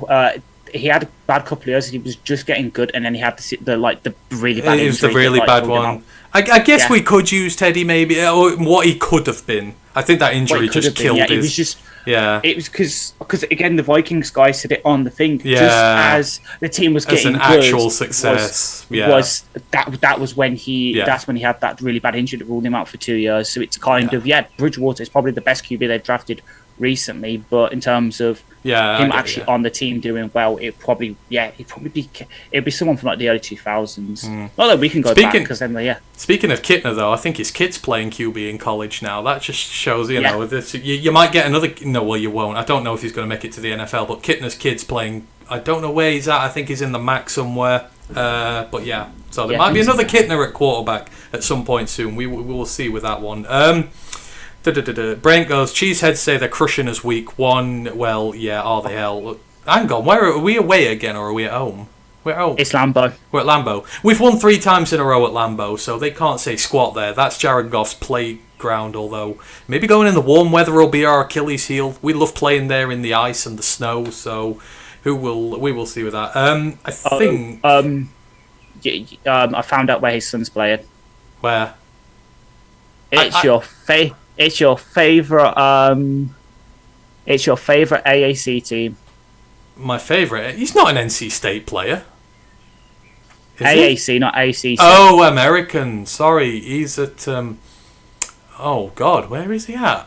I've read about it this year. Is he at Florida Atlantic? No, it's a joke one. They hired a certain former NFL QB a couple of years ago to be head coach. Oh, is it UAB? He's UAB Blazer. Oh, he was at Florida, and then he got arrested for doing some naughty stuff. And the QB coach at UAB who made Jacob Zeno has moved, so he's not got a good QB coach there anymore. Okay, we may not see another Kittner in the NFL. Marmarker goes, well, any starting QBs playing preseason? Well, anybody? I mean, rookies. You would assume. You'd assume the rookies one. Who's a rookie who's starting? So it would be Tyler Shook for sure. Tyler Shook should play. Tyler Shook should play. Maybe Dylan Gabriel. Dylan Gabriel or whoever starts. Or Sanders will probably play. Justin Fields will probably play a bit for the Jets. Daniel Jones for the Indianapolis Colts. Him versus Richardson. I've got to work that out. None of them. Jackson Dart, yeah, and then Michael Penix maybe for the Falcons. Yeah, potentially. I think you'll see a few, especially with the amount of QB injuries in last few years. I think protecting your QB is now I think you've got to get them battle ready. I think just sending them into the season is causing, because you're getting a lot of early season-ending injuries here. I think it's because the bodies are not ready, because they don't take contact in practice. Like when does a QB take contact really, like proper contact? It's not until week 1. Yeah, I think you've got to. I think you've got to get him. You've got to get him up there. So yeah, talking about QBs in the preseason. Who's going to have more yards in the preseason for the Niners? Curtis Rourke or Tanner Mordecai? Oh, Curtis Rourke if he's healthy. Tanner could though. Tanner played in the air raid, so air raid QB. SMU, yeah. Played in the air raid, so he could. Brent, is it Brent? He goes, I would like to see Goff start a few series during preseason because of the new coordinators. Do the new coordinators have a bearing on how much we might see in preseason? Or again, are we just doing this all down to joint practices? Do you reckon it's got the joint practices. Okay. It's joint practices. That's what it's. As much as, again, I would agree, would love to, it's just not the thing anymore because of these joint practices, which, again, I think pretty much every team's doing this year. Because you can control it so much more. You can blow the whistle before they're going to get pile drived. You can control the situations. They favour that for starters because it's better injury prevention. So yeah, while he might get sacked a couple of times, he might have the Neil Hunter just levering one in joint practices because I control it a lot more. That's what's going to happen. So yeah, I doubt unfortunately, we see Goff. Gone are the days where the whole thing where you had 3 preseason games. The first time you'd see the starters for a quarter, then it'd be a half, it'd be most of the game. Just it's not done anymore, especially for us. Preseason is for the bottom of the roster guys and the rookies. We're not going to see any of the big stars really, unless you count Isaac Tesla as a big star, hometown hero and all. I know. Det Fan Mango still broken-hearted about the general Booty demise. This was supposed to be his year. Booty down. Yeah, but Booty died so that ULM would live. They had a really good year, Louisiana Monroe did this year. I like to think he started that. He started the revolution at ULM. I still think he's a free agent. I don't think he's got a team for next year. So we have all been denied, but we've got some great names coming up through college at the minute. So there'll be someone else. There's a guy whose middle name is ESPN in the MAC this year, and I have pleaded with James to get him on Hustle Belt. So, Mr. ESPN. Thank God you went for him and not the guy who had his name spelled in the college football magazine. No, that's such a fun story. That is like the dude's mother had no idea that the dad had gone off and called him ESPN. Like she wanted a normal name, and why do women like the guys take them to the registration centre to register the names? I don't understand. A sensible Family Guy predicted something. Yeah. Have you ever seen that where Peter takes the birth Megatron? It turns out that Meg's full first name is Megatron. Yeah. If you are a sensible woman out there, do not send your husband to register the child's name because he is going to put something on there. But he went and put ESPN as the middle name. Apparently, it's lovely. They try and pronounce it Espen. His middle name's Espen. You ain't fooling nobody. There's no E in there. There's no second E in there. So yeah, basically what you're saying is, unfortunately, in 20 years' time, we're not going to have Kirby Joseph, Larry Soden playing for the Lions. Well, no, I could see that happening 100%. Oh dear. If anyone else has got any other questions, let us know. I think we've gone through our allotted ones now, so please get them in while we're still here. It's been a while, so we want to spend some time with you and answer everything we've not had a chance to. Damien Smith goes, Lions 13-4, MCDC wins Coach of the Year after being snubbed twice. I'm resigned to the fact that Dan Campbell could be the first coach since Don Shula to have an unbeaten season and win a Super Bowl, and they would still give it to a 9-7 Kevin Stefanski because, he did well with the Browns. I don't think there's anything Dan can physically do at this point to win head coach of the year. I am resigned to the fact he's never going to win one, and he could win a Super Bowl, and he still wouldn't. I might have already put a $5 on someone to win coach of the year, and it's not Dan Campbell. Right. Chat. Any coaches in the NFL with connections to Florida State, please? It's not that. It's even worse than that. It's even worse than that. I'm chucking you off the call if you've put Ben Johnson on there. You are getting hung up on. Nope. We are all going to collectively throw you out.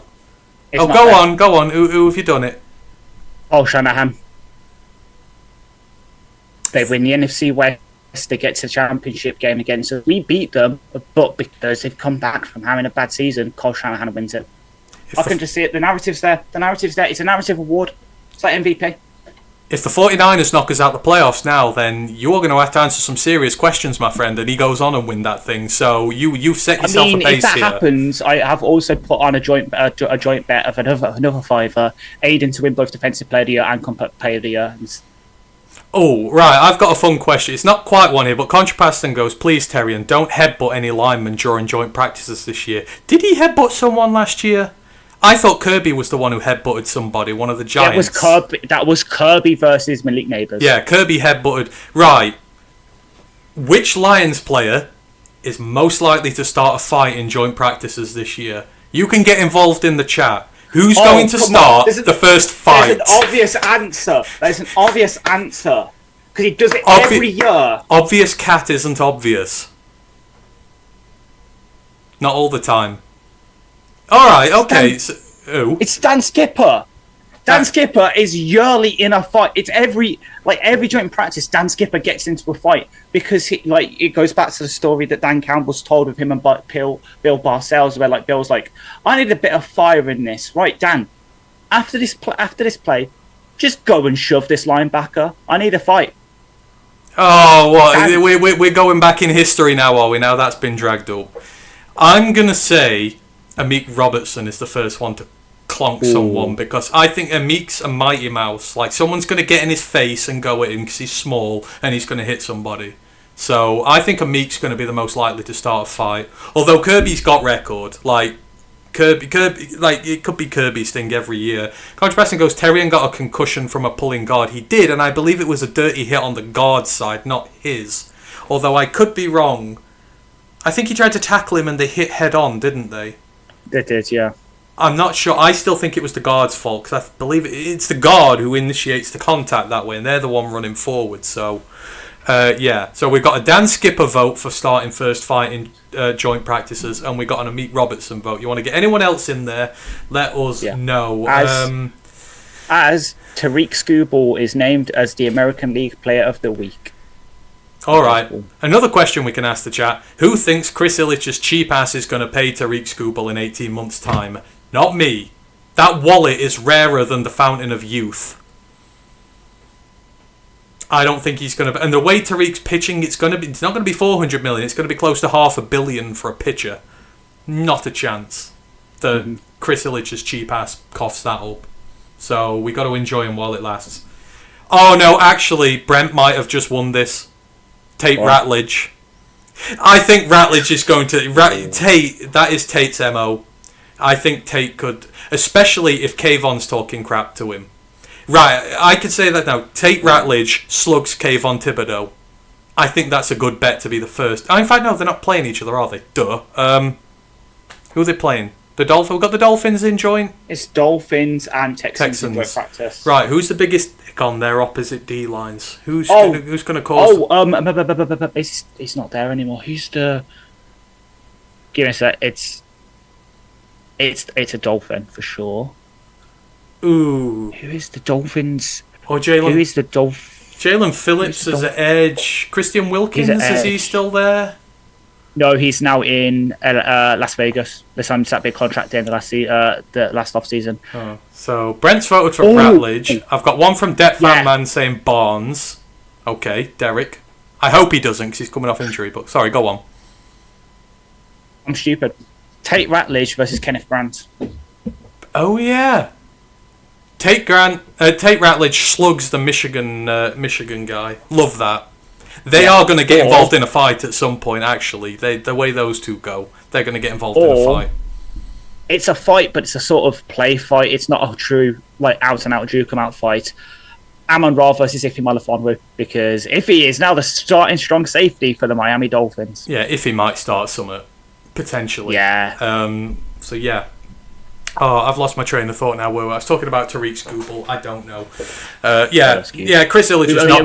Chris Illich is not going to pay Tariq Skubal. No, he's just not. Like the dudes. That reminds me. Before I move back home to Birmingham next month, I actually do have to go to the Little Caesars that's in Nottingham. Contrapassing goes. DJ Reed did tie Terrian for PIs. I feel bad betting on which one of them's going to get more PIs, but I think Terrion learnt his lesson. He got, one after week 6? He was very, very disciplined. I think DJ Reed's probably... He's a vet who's probably going to... I think Terrion will be fine this year with his PIs. We're idiots. Oh, wow, what have we missed now? Who got traded to the Texans this off-season? Oh, Diggs is there. Not Diggs. Fuck. DeAndre Hopkins? No. Who am I thinking of? It was a receiver, wasn't it? No. Are we talking receiver? I'm thinking the opposite side of the ball. Oh, you're thinking on defense. Who's been traded there? Got traded for a guard. So there was one of the player swaps. Got sent to from the Eagles to the Texans and in return. Oh, CJ. GJ. Fucking. Oh, someone's gonna slap CJ. Somebody. Maybe Terrian. Maybe Terrian could get involved in this. I think there's a lot. There are a lot. We're gonna have to make a poll on this. See who we can. Everyone is correcting me. Yes, well done, CJ. Yep, CJ. Everybody in the chat got that. I was looking through and I was like, of course, because he's done it twice as the Bears, and he's that kind of dickhead that he will just say something. It'll be Amon Ra. He'll say something about J-Mo or something. Amon Ra will hear it and he will just clock him. Amon Ra's going to hit him hard. And you know what? I'm not involving J-Mo in this. I don't think J-Mo will start any shit. I think he will keep his nose clean. Yeah, he won't be. He will just be there. He'll burn CJ, and CJ will just call him some fucking stupid name. Amon Ra will hear it and just absolutely slug him one. If J-Mo ever did hit someone, I'd back him all the way. Like, I just... He's got that skinny strength, you know. He's got that farmer strength. I think like J-Mo, if he does get into a street fight kind of thing, he would be able to hold his own. Yeah, like, he might be a gangly little fuck like I used to be, but he can clock someone. I think he's grown up on the streets enough. Yes, yeah. Mal Marker goes, oh, by the way, I really enjoyed your jokes in the scroll line. I like my scroll jokes. I love the scroll line jokes as well. It takes me longer to come up with those than it does the content for the show, would you believe it or not? So I couldn't even think of a fifth one today, hence why no one's put in what movies they like. I asked a question in there. You know, what movies do you have? Not had a single movie recommendation to me this evening. I'm disappointed in you all if you're reading them, but I love the Tariq one. I was going to put similar to the Tariq one on Twitter, but Contrapasting goes, J-Mo has Gollum strength. I feel like I shouldn't laugh. I feel like I shouldn't laugh at that, but at the same time, next time J-Mo's running down the field ready to catch a football, I'm just going to imagine him going, my precious, trying to go up and grab it. Oh dear, we're reaching end of show territory here now, but it's all good fun. Damien Smith goes, this is a good one. Other than Hutch, do you see any Lions competing for end of year awards? Ooh. Other than Hutch, who's going to compete for an award at the end of the year? You know what? So it might be a road shout, but he'll start for most of the season, in my opinion. If he has a really good season, let's say he gets about 8 sacks, a good couple of TFLs. Who was that? Sorry, Tyleik Williams, defensive rookie of the year. Ooh. See, he probably won't be. Yeah, I think if we have a good season, he gets a good couple of stats. He'll at least be in the voting. Obviously, that's not counting the obvious ones of Goff, Gibbs, and Amon Ra for Offensive Player of the Year. I was just thinking, like, them aside, who's... See, if... I think Tate will be one of the best offensive players in the draft this year. I think Tate Ratledge is going to come in and smoke his year, but he can't win an award because he's a lineman. Exactly, because otherwise Penne would have been in there for Offensive Rookie of the Year. Okay, give me Jahmyr Gibbs offense. Oh God, Brent's just put it. I'm not copying you, Brent. I promise. Brent's just put Gibbs offensive player of the year. I can see Gibbs. That's Goff, Gibbs, and Amon Ra are going to be, in my opinion, top 10 all in offensive player of the year voting. Have we got an MVP candidate? Because I don't think Goff would ever be given it. I think Goff could have the best year of his life, which is quite heady by his own standards. I just still don't think they'd give it him. Yeah. The only way he'll get it is if and I hate to put this on him because obviously what happens to that team, the only way he gets it if it's like a 2016 Matt Ryan situation. Yeah. Yeah, Defensive Player of the Year, obviously that'd be Hutch. I don't think anyone else on the side could take that. Yeah, because Kobe left the fucking league in interceptions and he didn't even get it. And he still has people like Xavier McKinney and Jesse Bates rated better than him. I think the massively out there, if you were going to say, Ryan did this well, this is the now hear me out shout, where you're trying to convince people it could happen. And I hate this because I hate the draft pick, but if they use him well and they use him a lot, Tesla could get Offensive Rookie of the Year. If he's playing, I don't know how they're going to do it. If you're playing 3 receivers out there with J-Mo, with Amon-Ra and Tesla, and you've got Laporta in as well, potentially, like, the amount of field clearing you're going to do for him is like he could get the Amon-Ra bounce that Laporta got, because Laporta, they're going to double team Laporta now. They're going to double team Amon-Ra, and they're going to have their best player on JMO, marking him because of his speed. That means you're going to probably be able to match up against some weaker safeties, or maybe some linebackers who don't really want to do it.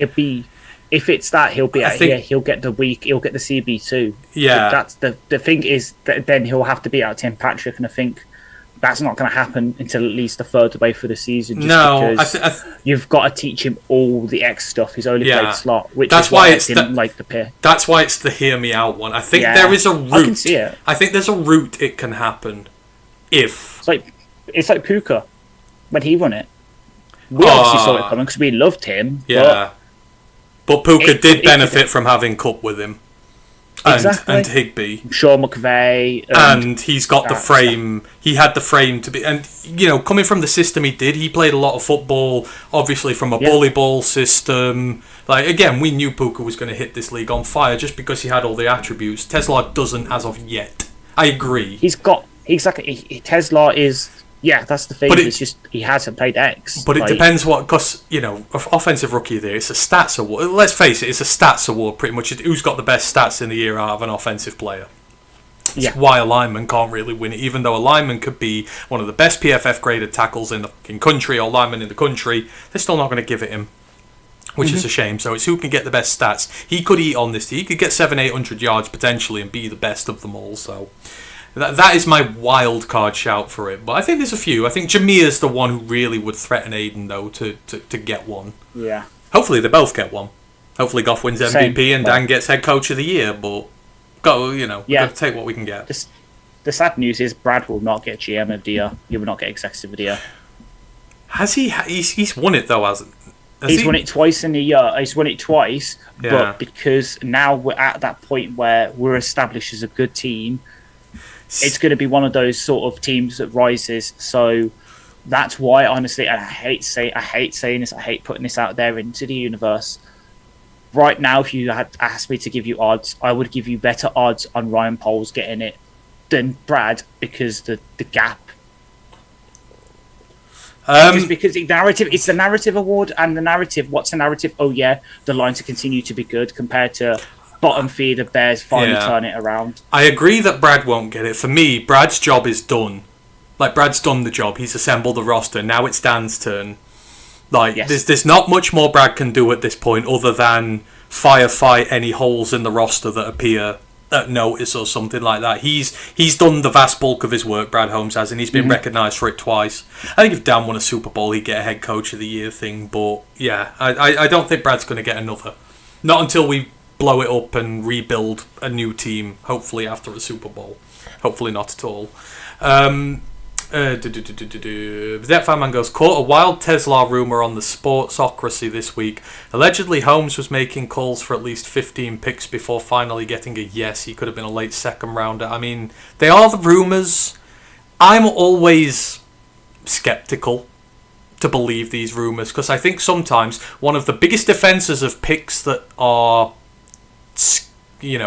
there is skepticism from the fan base. You do put stuff out there like, well, actually, because I remember we had the same stuff with Manu, we had the same stuff with Varkey. It's a little bit coincidental just how all these picks where we're giving away a lot of draft capital to go and get guys, it's very coincidental as to how they're all, there was one, and it's usually one other team that was going to get them. I believe in Varkey's case it was one other team. Pretty sure in Manu's case. Manu, it was Philadelphia. Yeah. With Varkey, I believe was it Buffalo? That was Tyleek this year. I know Buffalo with Tyleek, and Buffalo, like a lot of ours, I thought they were in on Sione as well. Buffalo were also supposedly in on Tesla. I know the Tesla interest was supposedly more than one, but I always take it with a punch of salt because I believe it's an easy way to convince fans actually they made a good decision because there's a lot of skepticism over all three of those trades.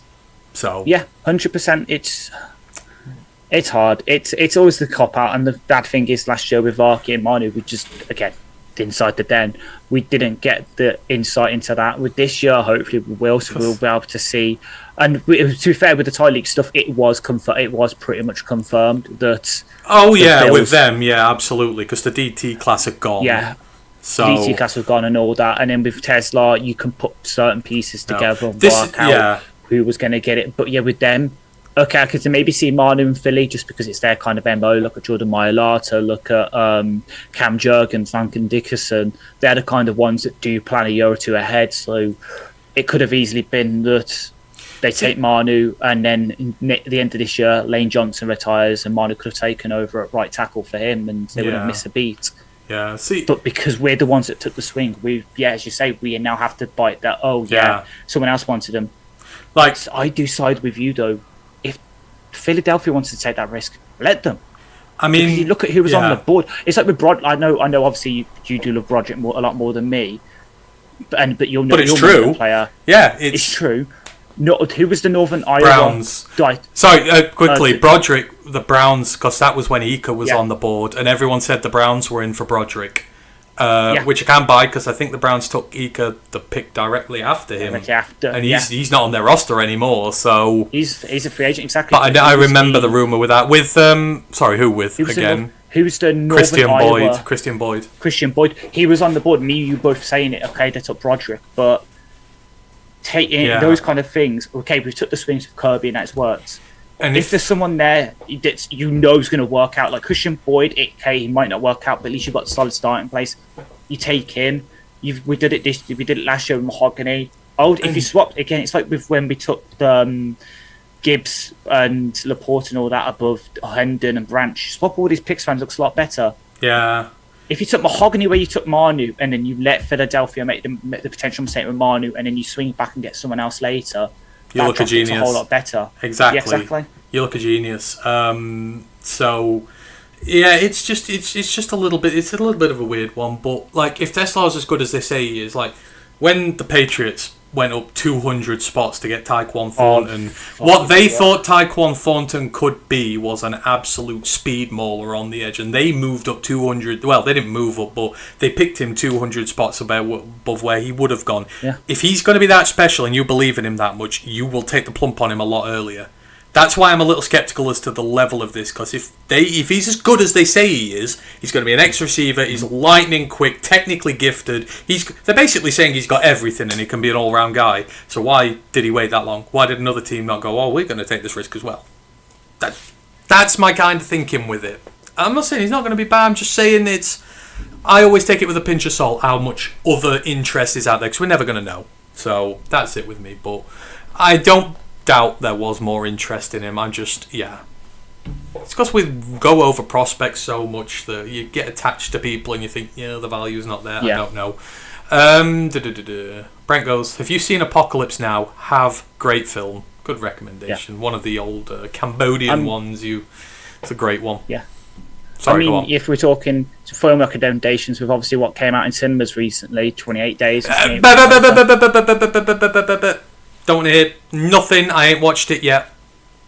Yeah, bar fair. I have. I've heard the reviews have been good. I'm very, very. It's divisive. That's all I'm going to say. I'm excited. I've heard there's good reviews, there's bad reviews. I can see why. The next one up for me, even though I've had parts of it spoiled for me, is the F1 film. I've heard the ending is a bit divisive, but they filmed 2 movies back to back, and the next one's coming out in January. So it's going to be like 28 years later, the Bone Temple. So it's going to be like Squid Games. Squid Games season 2 ending not that great, but there's another season coming very close after, and the new season's out now. I've seen that as well. So have I. Hang on, we're not going to argue about it. You saying it's bad? Right, this is an argument. I hate how they're setting up a Squid Game sort of like multiverse, like with how it ended with the whole okay. I'm gonna say it. Fucking spoiler alert! If you haven't seen it, Netflix have posted it on their Instagram account, so I don't care. The fact that he goes to fucking America and he sees it's going on there, and they're playing the exact same exact same game for it. At least if you're gonna do it, change the games to something that's more like Western as the game you get a Squid Game. But the fact that they had this really good thing that was self-contained, and I was like, this is making us a lot of money. How can we do it so we continue on? Even the dude that doesn't want to do it anymore. Oh wait, we'll move it to America, and then we'll do a prequel series, and we'll do all this and this and this. Sometimes it's best to leave it well enough alone. Breaking Bad. Do the Breaking Bad. Don't do the Game of Thrones. You know what the American version of Squid Games could be? filling a stadium of 80,000 people and making them watch DJ Uwangalele play football for 2 hours. You wouldn't need to kill them; they'd start doing it themselves. So I didn't say Florida State. I said DJ Uwangalele. I kept your team out of it. So, we all know what you meant, though. Watching him play football is, that would do the end of me. I'd rather do the Squid Games challenges. Brent goes, Apocalypse Now played loud with surround sound is a must. It is. Death Famine goes, this was a show from North Carolina, going back to the Tesla thing, Sportsocracy, NFC off-season grades. He's given us a timestamp to go in and listen to it, so we might do... right, we'll do like 2 or 3 more and then we'll get out of it because we've been here. So, Damien Smith goes, does Goff finally make All-Pro? I think Goff is not going to make All-Pro for the same reason he's not going to make MVP. I just don't think the league views him as it. When you've got Lamar around and Josh Allen and Patrick Mahomes, I just think he's not viewed as it. He could play at an All-Pro level. They will not give him All-Pro because they will give it to one of their shiny toys in the AFC. I just don't think he can, no matter how well he plays. Can he play at an All-Pro level? Yes. Will he get an All-Pro nod? No, for me. No, same. It's always the fresh choice. Jalen Daniels has got more chance to be an All-Pro than Goff now because unfortunately it's not the days of Manning, Brady, Breeze, Rivers, early season, early career Aaron Rodgers, where it was more the passing yards and that. Now you have to also get the rushing touchdowns and the rushing yards. That's just not Goff's game. It's just not Goff's game at all. So unfortunately. Goff's just not getting. He's not getting an All-Pro vote. He's probably not going to get the MVP because there'll always be someone with the running stuff that will always beat him out in people's eyes. Yeah, that's where I'm at. I just don't think it's going to happen, unfortunately. But can he play up to All-Pro level? Yes. Has he played at All-Pro level? I think his play has been certainly 3/4 before that Texas game last year. It was. Yes. I think he was playing at an All-Pro level, and I think the season before, I think he played at an All-Pro level for a good part of the season. So I think he's definitely got it in his locker. Brent goes, only thing worse would be making someone watch a Bears game. I mean, no, that's outlawed under the Geneva Convention as far as I'm aware. That's illegal. Mm-hmm. You're not allowed to do that, so you got to keep these things legal. I mean... And or to make it for the European version, you just watch. You make them watch Switzerland women versus their under-15 team. Oh, you know what? Actually, I've got a better one. Squid Games, and to live, you've got to hit a Tariq Skubal change-up. That's just not going to happen. Just everyone's going to fail. I don't think anyone's going to hit it. Even if you try and bunt the damn thing, I don't think you get a hit. Just make contact with one. I think you'd be done for. Yeah, I think that would be a good one. We'll do this for another day. We'll create an NFL version of Squid Games. Impossible challenges that you need to do to win $5 million or whatever it is. Oh God! Well, the obvious one to start it is get 2 yards behind an offensive line. Get 2 yards. I'd fancy myself to do that. The old, because it's the old thing. Because they had it with on the New Heights podcast where they had Spags on a couple of weeks ago. They asked him the question, do you think the average person will be able to get 2 yards behind the offensive line? And he was like, no. That was a very good episode. I did enjoy that. You know what? I'm going to say it. Travis Kelce is growing on me a bit with the New Heights podcast. I've always loved Jason, but Travis is slowly growing on me, and I don't like it. You know what I do? As I'm taking the handoff from the quarterback, I take the ball in one hand, I put my other arm around the quarterback and fling him into the nearest guy who's coming at me. Use my quarterback as a human shield and then just run behind him. In fact, no, I'd have a fullback in. I just use a fullback. I'll run behind Malcolm. I'll run behind Emrod when he's healthy.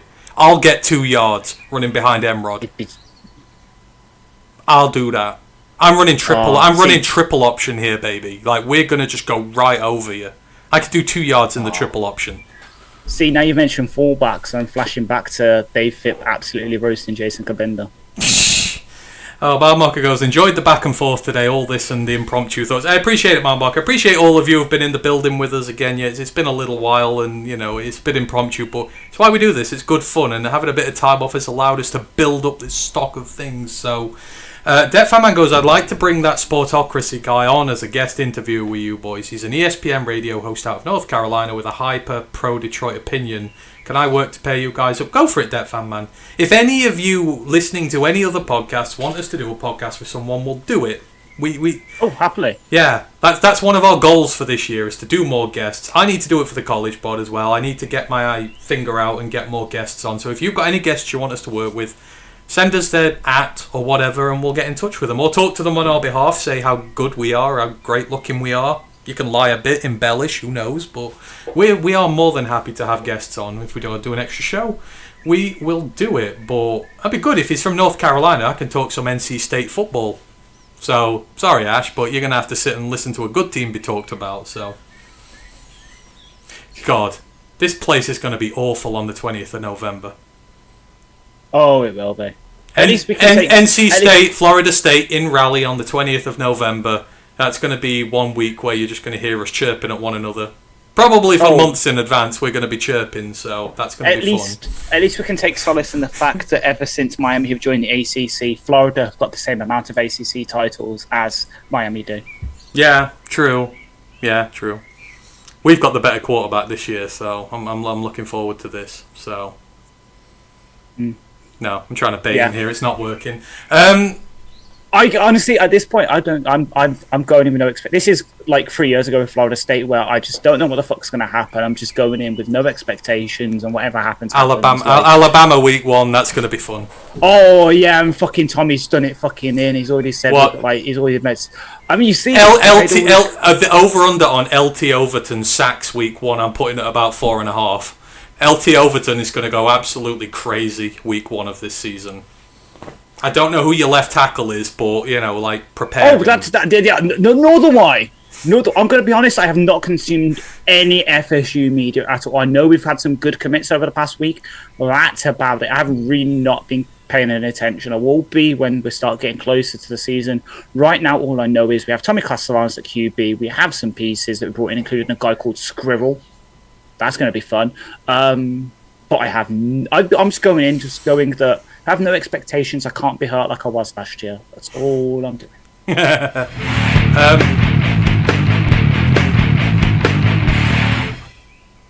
Is that you playing music, or has Matt put music? Matt must have put music on when we get subs, because I've just had some rock music playing in my ears, and that was not me. I don't know what Matt does to this. Matt puts sound effects into this. I've just had a riff go off in my ears. I'm like, what the hell was that? Is Ash playing something?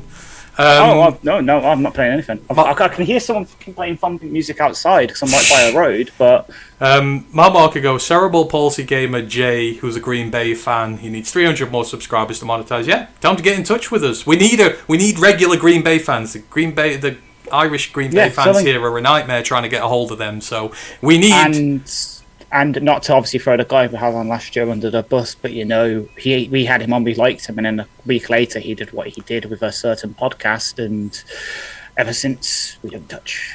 Oh, apparently the guests heard it as well. Like, that riff was clean. We heard it too. Someone's rocking the house. Okay, Matt's putting noises on this thing, which I've no idea about, but I think it's because Brent super chatted us $5. He goes, Drill Sergeant was wrong. Trainees are not lower than Waleshire Bears fans are. That is a quote from Apocalypse Now, I believe.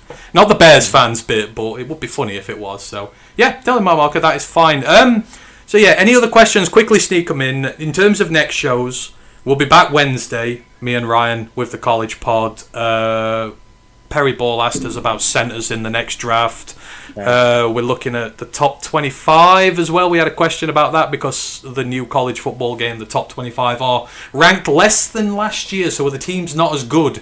We will have a look at that, and we'll do some other bits as well. I'm going to have a word with I. So we'll be back with the college pod on Wednesday, and then, of course, we'll be back on Monday on the main podcast next week. I've no idea what we're doing. Matt will be back, so this chaos will... be over while he's not here. We like to mess the house up while he's gone, but he'll be back from his lazy sojourn in Glastonbury, no doubt, with lots of tales to tell, and hopefully worn off his hangover by then. I know, he got to see The Prodigy. That looked like such a good... The Prodigy looked awesome. Oh, he didn't. He went to the other one.